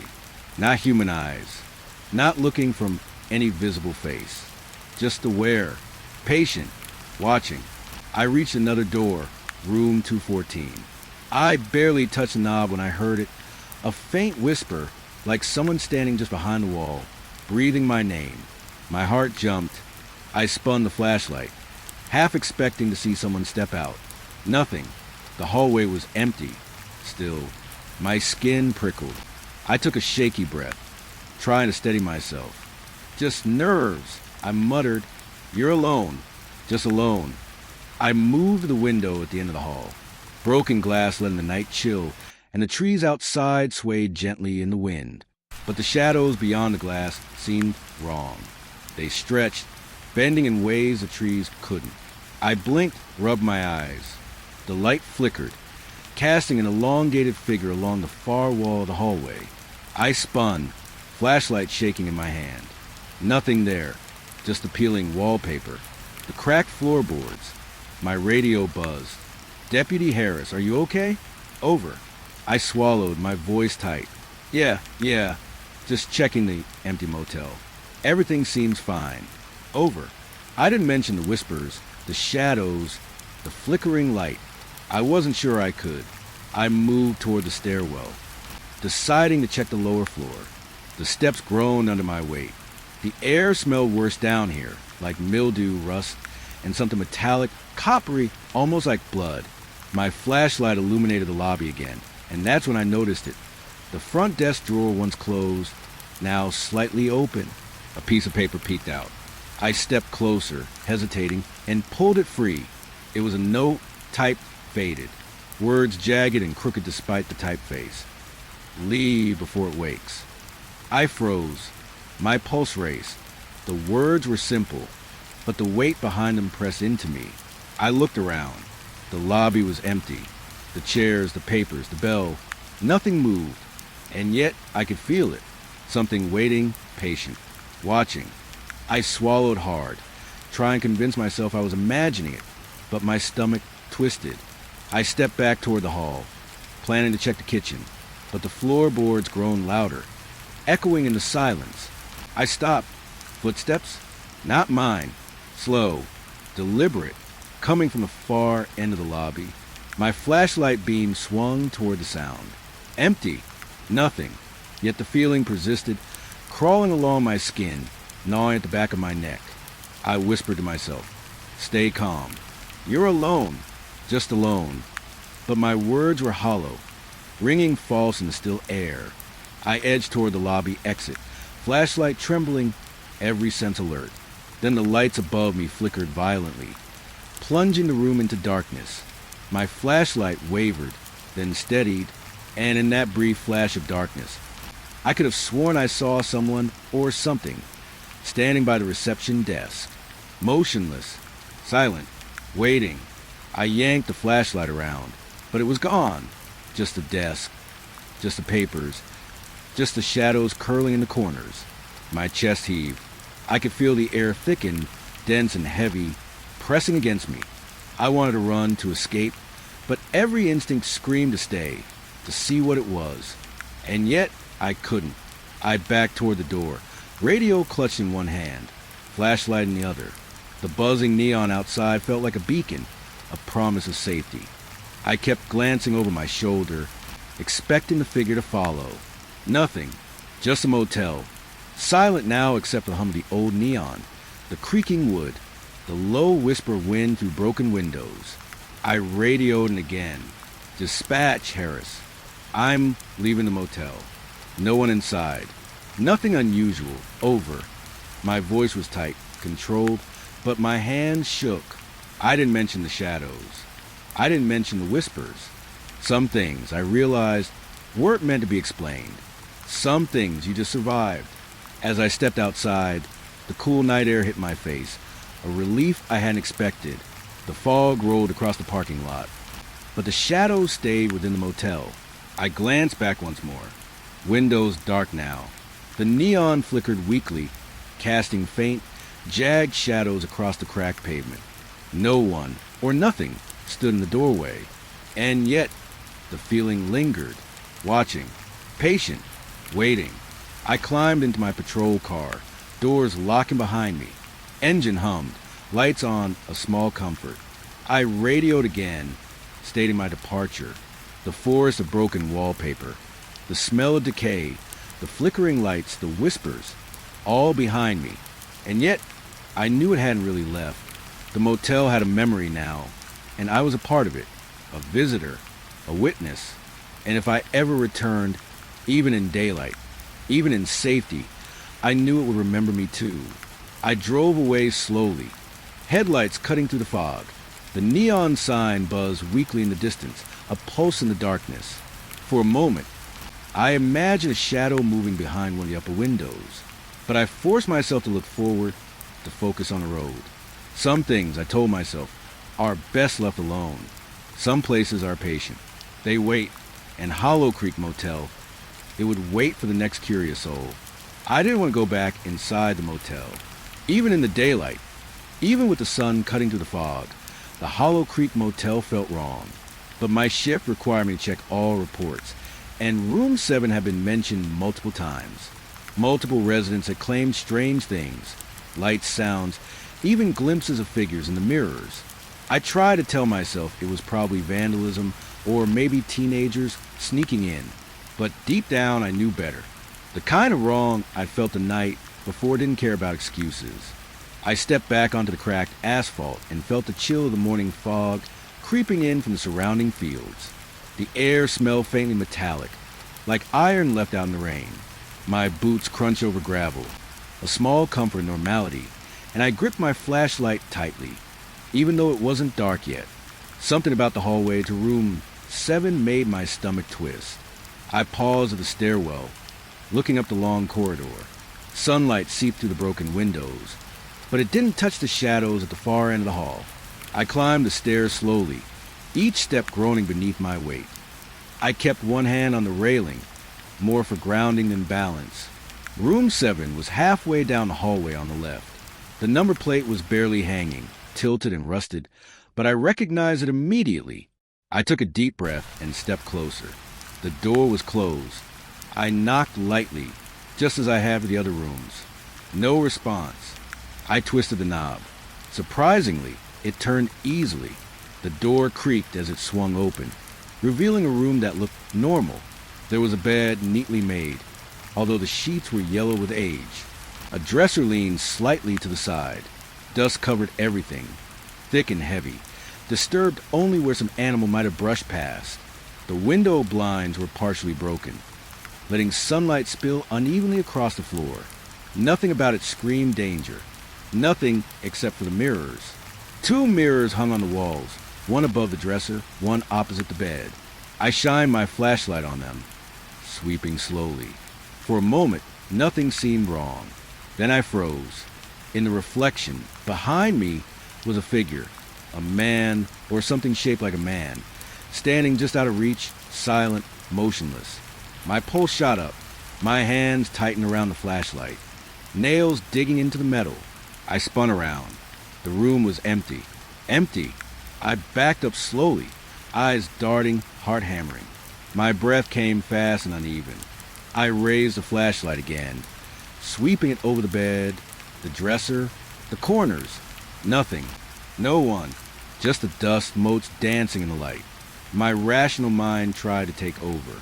Maybe it was a trick of the reflection, the angle of the glass catching the sunlight, my exhaustion, my paranoia, but the memory of the figure in the mirror, so solid, so patient, made me doubt everything. I looked back at the mirrors. The figure was still there, standing just behind me, unblinking. Its face was obscured, shadows hiding details, but the presence was undeniable. I could feel it, pressing, watching, waiting. My stomach, twisted with fear, I couldn't shake. I stepped closer to the dresser, shining my flashlight directly on the mirror above it. The figure remained, just as still, just as silent. I raised my hand slowly, shaking, almost afraid to touch it. The figure mirrored me. Every motion I made, it copied, except it didn't move in the room, only in the reflection. I swallowed hard. "Okay," I whispered, my voice trembling. Just get out of here." I turned to the door, intending to leave, but then something caught my eye in the second mirror. My reflection. The figure behind me wasn't following me entirely. It lingered in the corner of the glass, head tilted slightly, observing. I froze again. My instinct screamed to run, but my legs felt like lead. I stepped closer, heart thundering in my chest. "Who's there?" I demanded, voice louder this time. No answer, only silence, thick and heavy. The air in the room seemed to press in on me, colder now, heavier. My breath came in short bursts, visible in the thin sunlight. I noticed small details I hadn't before. The figure wasn't entirely human. Limbs too long, posture too stiff, movements too precise. And its reflection, it didn't quite match me. Small differences I couldn't place at first, but they were there. An arm slightly higher, a shoulder jutting oddly, a head that tilted in ways I couldn't. I tried to convince myself it was my mind playing tricks. Shadows, light, exhaustion. But deep down I knew. I knew what I saw was real in its own way. I just didn't understand it yet. I backed toward the door slowly, keeping the flashlight steady. I didn't take my eyes off the mirrors. The figure remained, unmoving, silent, watching. And then it did something small but terrifying. It smiled. Not a full, human smile. Just the corners of its mouth twitching in the reflection, deliberate, knowing. I gasped and stepped back. My foot caught on a loose floorboard. I stumbled but didn't fall. My flashlight swung wildly, catching the walls, the ceiling. When I finally steadied it, the reflection was gone. I spun around. The room was still empty, quiet, except for the faint hum of the motel, the creak of the old building settling. I didn't linger. I moved quickly to the door, hands shaking, flashlight bobbing. I wanted to run, but I told myself to stay calm. Keep breathing. Just leave. The sun had risen enough to provide some comfort, but the memory of the figure in the mirrors followed me, pressing against my mind. I stepped into the hallway, breathing hard. The shadows seemed deeper, long than before, curling along the walls.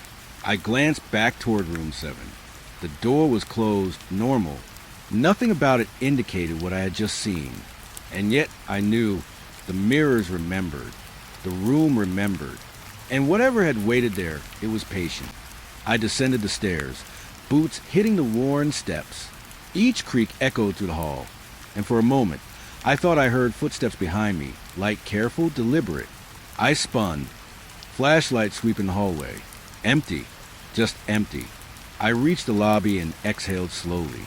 Sunlight filtered through the broken windows, illuminating dust and decay. I radioed dispatch. Hollow Creek Motel, room 7 checked.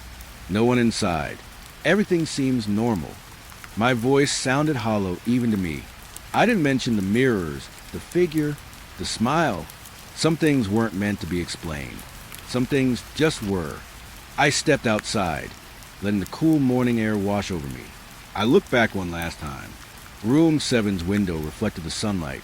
Empty, silent. The world seemed normal. And yet, I knew what I had seen. I knew it was still there, patient, waiting, watching. Even now, sometimes when I close my eyes at night, I see that reflection, standing behind me, smiling, unmoving, waiting for the moment I look away. Room 7 had left its mark. Hollow Creek Motel had left its mark. And I knew, with every nerve in my body, that if I ever returned, even in daylight, even alone, the mirrors would remember me, and the figure would be waiting, patient, silent, unforgiving. I didn't think I would go back to the Hollow Creek Motel. After the Room 7 incident, after the mirrors and that reflection, I told myself enough was enough. The stories, the shadows, the feeling of being watched, it was too much. And yet, here I was, called back by a report that seemed almost absurd. A local resident claimed a guest had returned to the motel, even though the place had been empty for years. I tried to rationalize it as a prank, a hallucination, maybe even a local drunk telling tall tales. But something deep in me whispered that it was more. Something was waiting. Something had been waiting. I parked in the lot just as dusk fell. The sky a bruise-colored wash of purple and gray. My boots crunched on the gravel as I approached the entrance. The fog had begun rolling back in, thin at first, curling across the asphalt, then thickening as I got closer to the building. The neon sign buzzed weakly, flickering almost erratically, casting jagged shadows across the cracked walls. I felt the old sense of wrongness settle into my chest, pressing down, heavy and unyielding. The front door creaked as I opened it. Dust swirled in the beam of my flashlight. The lobby was empty, silent. The only sound my own breathing and the low hum of the broken neon. I radioed in, keeping my voice steady despite the chill crawling over my skin. Dispatch, Hollow Creek Motel. Checking the building. Over. Static crackled in response. The usual mundane reassurance. But it didn't reach the part of my mind that knew the motel was alive in some way I couldn't explain. I started down the hallway toward the rooms, flashlights sweeping over peeling wallpaper, cracked floorboards, and broken furniture. Every step echoed too loud, reverberating off the walls. Something in the air had changed from my last visit. The scent wasn't just dust and decay anymore. It smelled metallic, like something old, rusted, and wet. Like blood. My stomach tightened. I reached the door of room 12, the room the resident had mentioned. A soft light glowed from under the door. I froze. My hand rested on the doorknob, palm sweaty. I told myself it could be a reflection from outside, a trick of the old bulbs. But the light pulsed faintly as if breathing, in and out, waiting. I swallowed hard and opened the door. The room seemed normal. A bed with yellowed sheets, a dresser tilted aside, peeling wallpaper. But in the corner, a chair had been pulled out slightly, as though someone had been sitting there, watching me. I shined my flashlight slowly across the room. Shadows stretched unnaturally along the walls. My eyes caught movement, or thought I did, out of the corner of my vision. Then I heard it. A voice. Low. Hushed. Almost a whisper. It wasn't a call for help. It wasn't anger or desperation. It was intimate. Personal. It said my name. Not loud, just enough for me to hear. Harris. I spun around. The room was empty. My flashlight cut through the corners. Oh, the bed, the dresser, the floor. Nothing. But the voice continued, soft, deliberate. Closer now. I couldn't locate it. I've been waiting, it said. You don't understand, but you will. My pulse raced. The voice was familiar and foreign at the same time. It knew me. It knew my fears, my doubts, every shadow I'd ignored, every step I'd taken alone in this building. It knew. I backed toward the door, keeping my flashlight trained on the corner, expecting something to step out. But nothing moved. The room was static, except for the air itself, which seemed to pulse, to breathe with me. I glanced toward the mirrors. Room 7 had taught me better than to trust what I saw, or didn't see, in reflections. I raised my flashlight, sweeping the walls. For a moment, I thought I saw the figure in the corner, pale, faceless, waiting. My hand shook. I whispered, I'm leaving now. The voice laughed softly, almost a sigh. You don't understand, Harris. You've always known. You just forgot. The hairs on my arms stood on end. Something about the tone cut through the fear, deeper, colder. It was claiming me, reminding me, drawing me in. I wanted to run. God, I wanted to run. But the motel had a way of making sure you didn't. The walls seemed to bend slightly, subtly, shadows pooling unnaturally in corners. The light from my flashlight warped against the walls, elongating the furniture, stretching the floorboards like liquid. I stumbled backward, nearly falling over the chair in the corner. My flashlight flickered, and then I saw it. Sitting in that chair, a figure that didn't belong. Not human, not solid, yet solid enough to cast a shadow. Its face was impossible to read, dark, faceless, yet I could feel its gaze, piercing and infinite. I tried to breathe. My heart raced so fast I thought it might explode. Who are you? I croaked, voice trembling. The figure didn't move, didn't respond. It simply existed, patient, like a predator observing its prey. And then it leaned slightly forward, whispering again, I've been here longer than you can imagine. You are my guest now. The word struck me in a way nothing else could. The room itself seemed to tighten around me. The air was thick, viscous, making it hard to move. My legs felt like lead, my arms heavy. The motel was alive, breathing, aware. Every creak in the floorboards, every flicker of light, every shadow seemed coordinated, part of a single entity that had waited for me to return. I stumbled to the door, hand fumbling with the knob. My fingers slipped. Behind me, the whispering grew, multiplying. Dozens of voices now, overlapping, echoing, calling my name, laughing softly, accusingly. I could hear things I didn't want to hear, memories I tried to forget, fears I didn't know I had. It knew me, every weakness, every regret, every quiet terror I had carried my entire life. Finally, I managed the knob. I flung the door open and bolted into the hallway. Shadows writhed along the walls, following me, converging, twisting. My flashlight flickered, almost dying, leaving me in near darkness for a heartbeat that felt like eternity.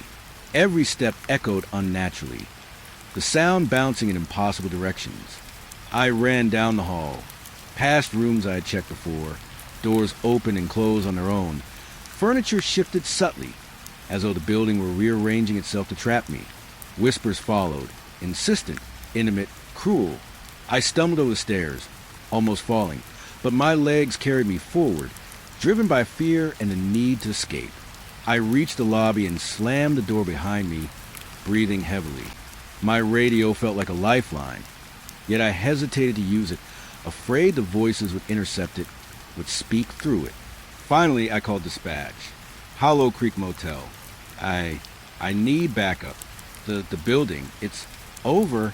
My voice cracked, desperation spilling over. Static answered, but nothing more. I didn't wait. I ran to my patrol car, hand shaking so badly I could barely unlock the doors. I threw myself inside, slammed it shut, locked it. Engine roared to life. The neon sign outside flickered erratically, casting jagged light across the parking lot. I glanced back once and thought I saw the figure in the window, pale, faceless, smiling just slightly. I floored the gas pedal. Gravel flew behind me as I sped down the road, fog curling around the car like fingers trying to pull me back. The motel shrank behind me, but the feeling followed. The whispers didn't leave, even with the wind in my hair, even with the night giving way to early morning. I could feel the presence, patient, waiting. Hours later at the station, I sat in my office, shaking, trying to write the report. The memories of the room, the chair, the figure, and those whispers clawed at the edges of my mind. Every shadow in the corner of the room seemed to flicker as I wrote. I couldn't explain it. I couldn't rationalize it. I could only survive it. And I had, just barely. The Hollow Creek Motel had claimed many visitors over the years, but some stayed longer than others. Some never left. I was lucky, in a way, lucky to have escaped physically, but not mentally. The memory of that room, of the last guest, of the presence that seemed to breathe with the building itself, stayed with me, patient, silent, waiting. Even now, sometimes in quiet moments, I feel behind me, watching, knowing. I never look, but I feels a tension like a weight pressing into my back. The motel didn't just want visitors. It wanted witnesses. It wanted souls to remember the darkness within it. And I knew, deep down, that it would never let me forget. The last guest never existed. At least not in the way a living person would. But I felt it every second I was there and every second since. Whispering, waiting, patient, knowing. And I understood something terrible in that moment. Hollow Creek Motel was alive. And it had a memory. And I was a part of it now. I never returned. Not at night, not in daylight. Not ever. But every time I pass that road, the old neon flickers in my mind's eye. Every shadow reminds me. Every creak of a floorboard in any old building echoes that room, that figure, that presence that whispered my name and told me secrets I never wanted to know. The Hollow Creek Motel waits. And it remembers. And one day it might call me back. The night was quiet in a way that made you feel watched even when no one was there. I was manning the dispatch desk, third shift, the kind of hours that blur the line between exhaustion and hallucination. The phones had been silent for hours, just a low hum of the fluorescent lights overhead and the occasional creak of the building settling. I was halfway between dozing off and scanning the radio channels when it started. Static. At first, it was normal. Just that crackle you expect when a channel isn't quite clear. But then the voices came through. Not calls from the usual patrol cars, not the routine check-ins. These were different. They had a rhythm, a familiarity, and the kind of weight that made you sit up straighter. Names, voices, sometimes laughter. Some sounded urgent, others casual, as if the deputies were chatting in the room next to you. I frowned at the speaker. My hand hovered over the controls.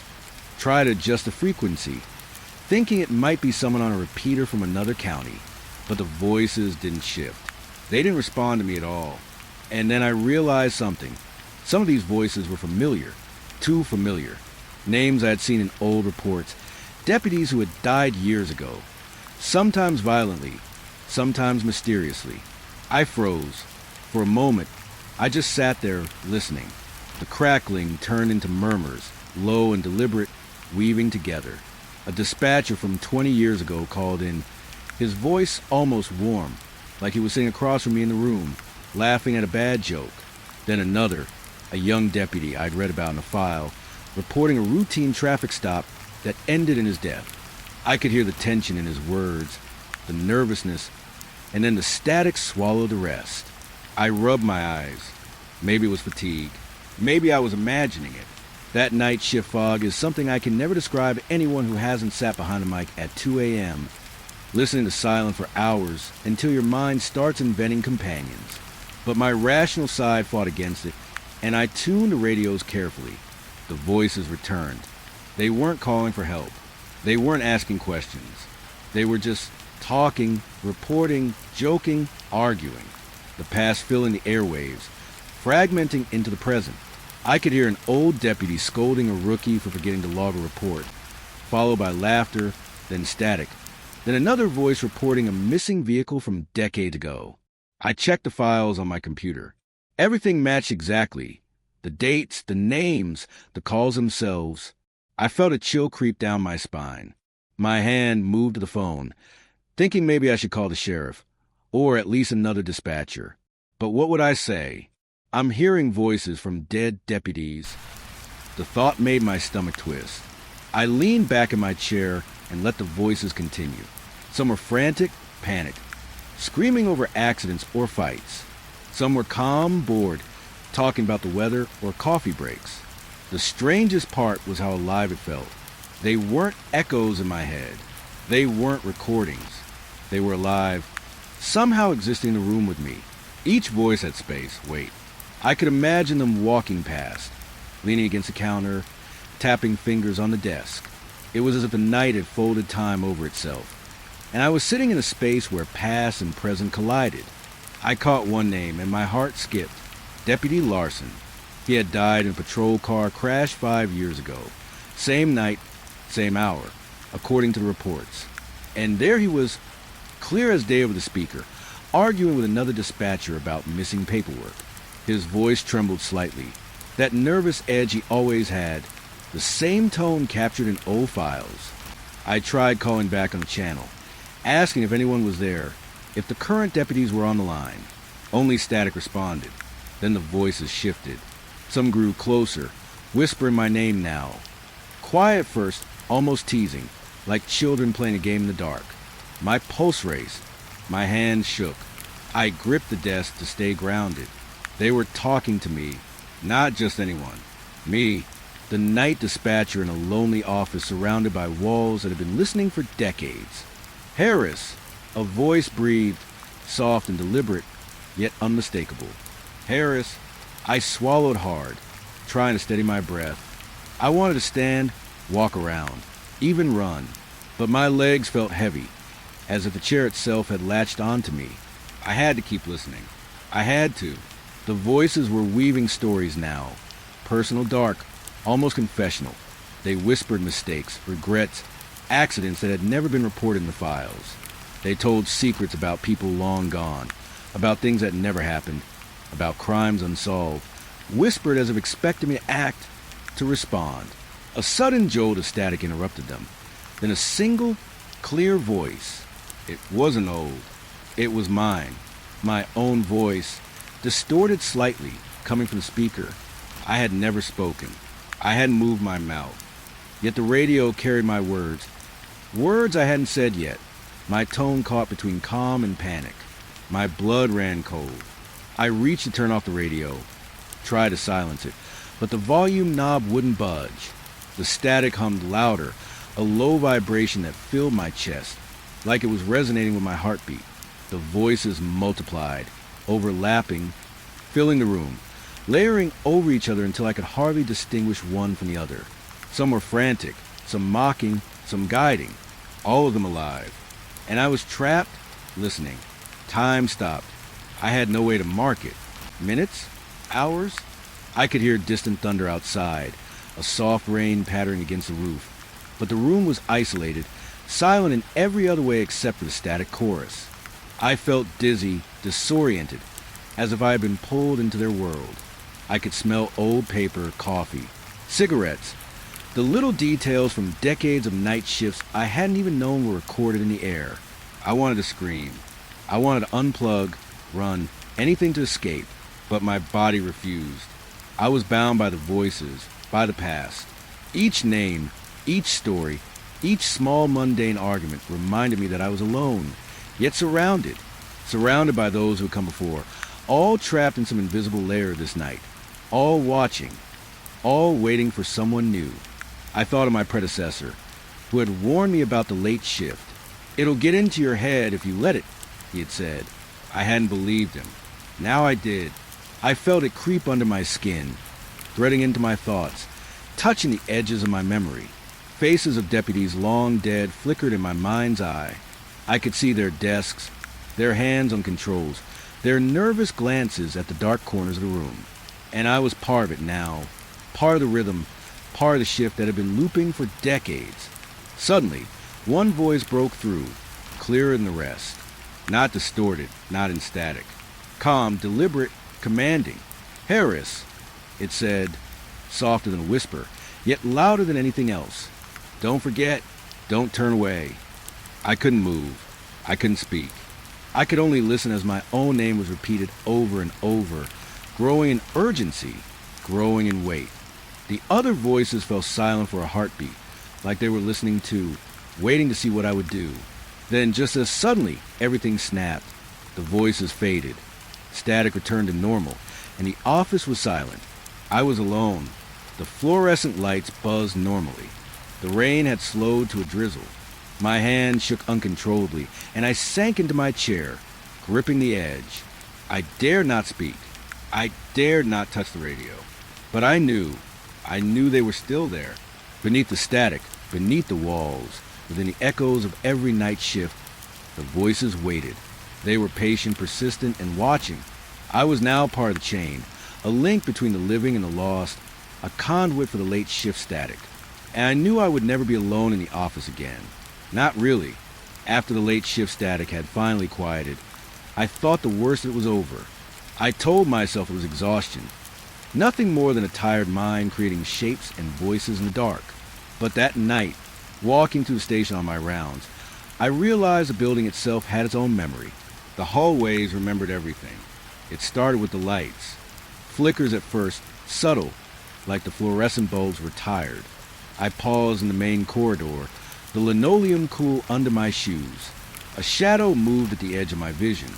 I spun, flashlight raised, but there was nothing. The hall was empty, or so I thought.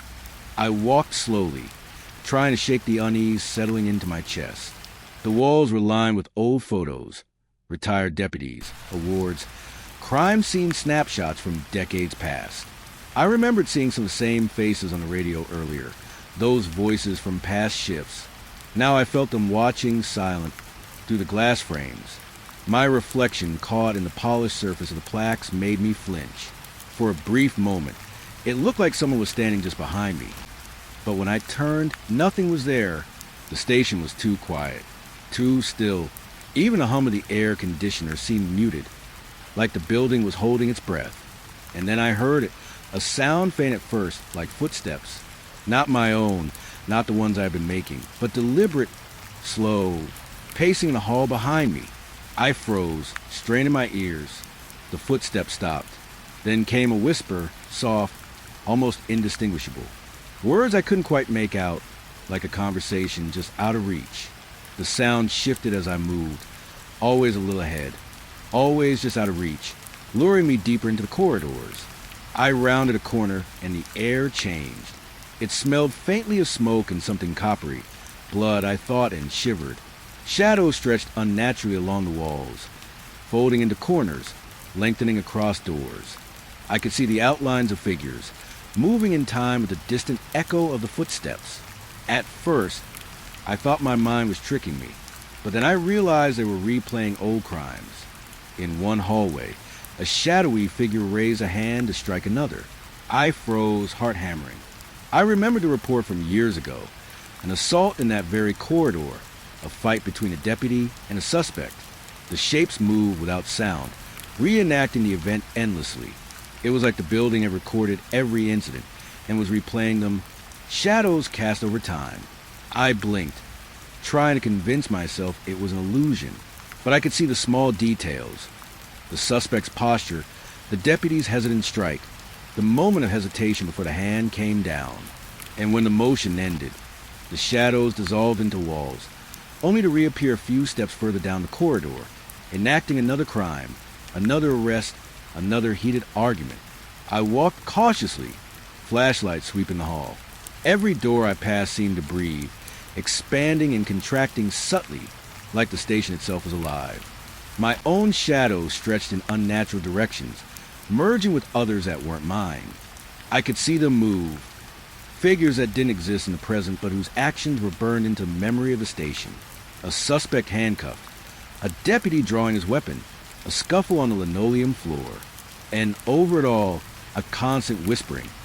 Too faint to understand, but pressing against my ears like a tide. I felt a chill. The air grew thick, oppressive. My steps slowed. I wanted to call out, but the sound of my own voice seemed swallowed by the building. The shadows turned toward me just slightly, as if aware of my presence. They didn't move quickly, didn't chase me, but their attention was suffocating.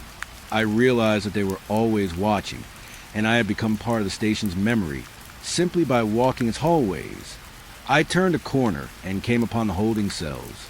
Empty, clean, yet the shadows here were more active, reenacting incidents that had left stains on the station's history. I could see a hand press against the bars, a suspect shouting, a deputy raising a voice, all captured in silhouette. I leaned forward, trying to focus, and in the reflection of the metal bars, I saw myself standing there. But something was wrong. The figure in the bars mirrored my movements a fraction too slowly, and its face was blurred, indistinct, like it wasn't fully me. I stumbled back, heart racing. My flashlight flickered.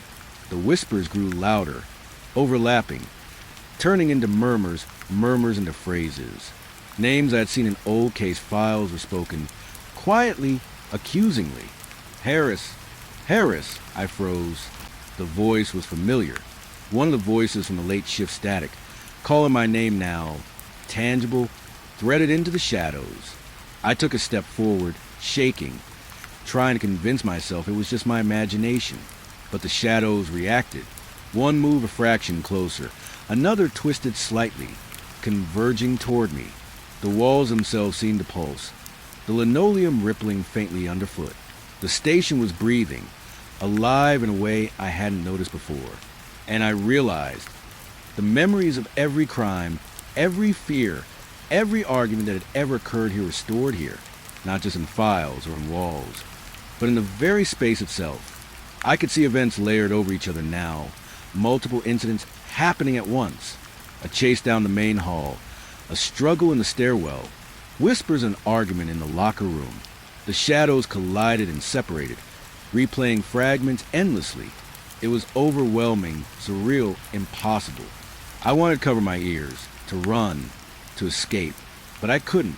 I was drawn deeper, pulled forward, trapped by my own curiosity and the unyielding gravity of the station's memory. I reached the evidence room, hoping to ground myself in something tangible. Boxes of files, evidence lockers, items carefully cataloged. But even here, the shadows moved. They replayed incidents of theft, misplaced items, arguments between staff, moments of tension that had been forgotten over time. And above it all, a presence lingered, a sense that the station itself was aware, observing, calculating. I felt the walls close in, not physically, but mentally, the building press against my mind, threading memories through my thoughts. I saw fragments of the past, as if they were happening in real time. A deputy slipping on the wet floor, a suspect screaming, a radio crackling with calls I could never answer. And in every scene, the shadows turned slightly toward me, acknowledging my presence, pulling me into memory as though I belonged there. My pulse raced, and I realized I couldn't just leave. I had to walk through it, through the hallways and shadows, facing the weight of every moment the station had ever witnessed. Each step forward felt like stepping through time itself. I could see my predecessors, silent and faceless in the corners, guiding or watching, some aware, some trapped in their own loops. And all the while, the whispers followed, coaxing, teasing, never letting me forget that I was now part of this place. Finally, I reached the main corridor again, where the night shift usually reported in. The shadows thinned slightly, leaving the echoes of events but fewer active figures. My legs felt like lead, my chest tight. The whispering diminished to a faint hum, just enough to remind me that it was still there, always watching. I realized I had survived the hallways, but the station had marked me. I was now another memory, another layer for the building to replay in the future. I sank into the dispatch chair, sweating, hands trembling. The lights flickered above me, shadows twitching in the corners of my vision. I tried to steady my breathing, tried to convince myself I was alone, tried to reclaim the night. But even as I wrote the report, I could feel it. The station's memory pressing against my mind, reminding me of the echoes, the shadows, the crimes I had witnessed. They were patient, persistent, and I knew that no matter what, I could never truly leave. The echoing hallways had claimed me, in part, the same way they had claimed everyone before. Not physically, not in body, but in mind, in memory, in awareness. Every sound, every flicker of shadow, every faint whisper was now tied to me. And I understood, finally, that the station did not forget. It never forgets. It observes, it records, and it waits. And so would I, for the next call, the next shadow, the next echo to pass through these hallways. It was just past 3 in the morning, the kind of hour where the night feels like it's stretching thin, like it could tear if you pull too hard. I was sitting at the dispatch desk, coffee long cold, eyes stinging from hours of staring at the monitors. When it happened, the radio crackled. At first, nothing unusual, just the usual static, the dull background on that fills every quiet night. But then a voice came through. Clear, calm, almost casual. My pulse jumped. I wasn't expecting a call at this hour. "Hello?" I asked, my voice echoing strangely in the empty office. No answer at first, just a faint buzz of static. Then the voice spoke again. "I'm inside." I froze. The tone wasn't threatening, exactly, but it had an authority that made my stomach tighten. Inside what? The station? It had to be a prank. Maybe one of the deputies messing with me. I glanced at the security monitors. Empty hallways, empty offices. Nothing moved, not even a flicker in the lights. I'm inside the station. The voice repeated, calm, almost conversational. I see you. I gripped the edge of the desk. Who is this? What do you want? My voice sounded small, fragile, swallowed by the silence of the night. Static hiss, and then the voice laughed. A soft, quiet sound that sent a shiver down my spine. It wasn't a joke. It wasn't a prank. It was deliberate, slow, measured. Someone or something was speaking to me through the radio as if it were standing right there behind the walls. I looked around the room. Everything was normal. The monitors glowed. The phone sat quietly. Even the hallways on the cameras were still. And yet, I could feel a presence. Something in the air shifted, heavier now, almost pressing against me. The voice came again, this time closer. I've been waiting for you. I leaned back, trying to rationalize. It had to be a dispatcher from another station playing a game, right?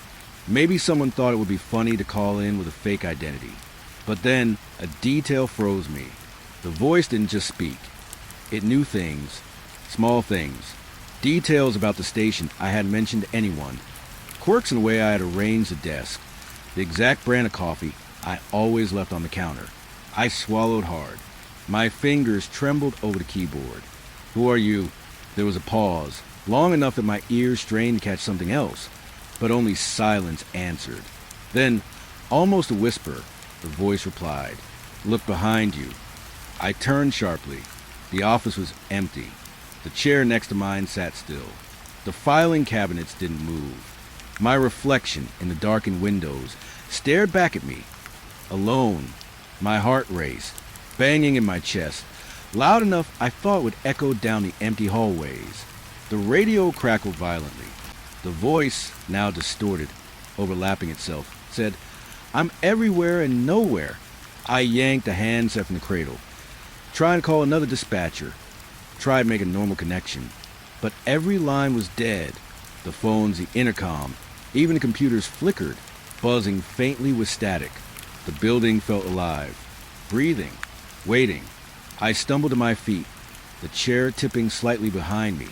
The lights overhead flickered. Shadows stretched unnaturally across the walls. And then, silence. I thought it was over. My ears strained. The monitors blinked normally. The halls looked empty. But then I heard it. The soft sound of someone moving in the hallway behind me. Not steps. Not heavy boots. More like sliding, gliding, shifting through the shadows.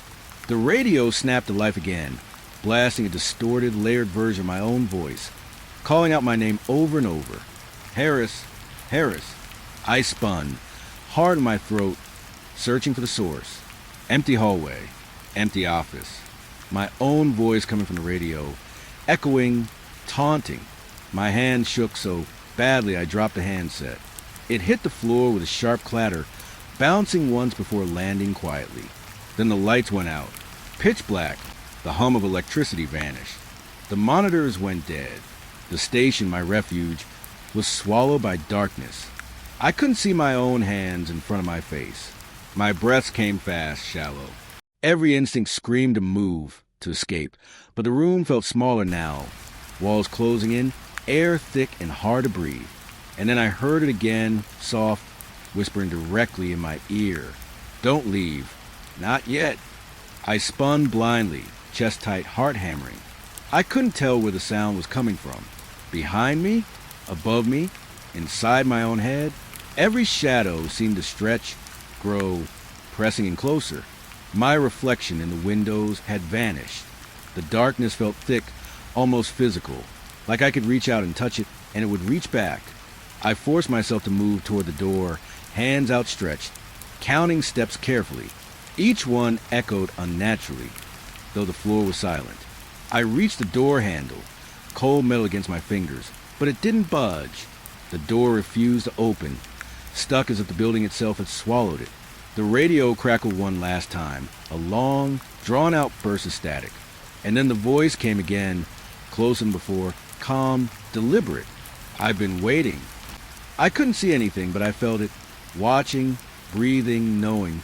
The air smelled faintly metallic, like blood or rust, or something older than the station itself. Shadows moved where there were no sources of light, shapes coalescing just out of my field of vision.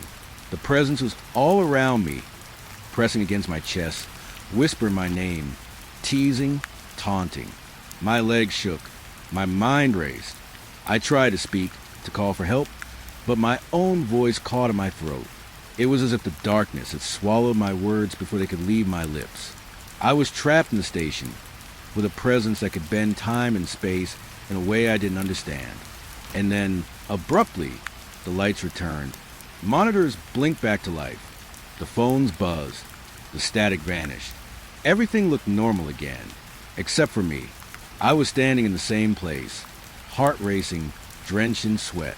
The air no longer smelled metallic, but the memory lingered in my chest. And on the radio, faint but unmistakable, I heard it, a whisper so soft I almost missed it. "See you soon." I sank into my chair, trembling, trying to steady my breath. My hands shook so badly I could barely reach the controls. I didn't move for what felt like hours, listening for anything else. But the station was silent now. Too silent. I knew, though, that it wasn't gone. It had been there inside, watching, waiting, and it would return. I thought about leaving, quitting, walking away from this night shift forever. But I knew the truth. Once it touches you, once it knows you, it doesn't let go. The station, the voices, the presence, they were all patient. And now I was part of it. Every creak of the floorboards, every flicker of light, every static burst on the radio reminded me I could never be truly alone here. Not on the late shift, not in the station, not ever. The final transmission had ended, but I knew the message wasn't over. It was only beginning.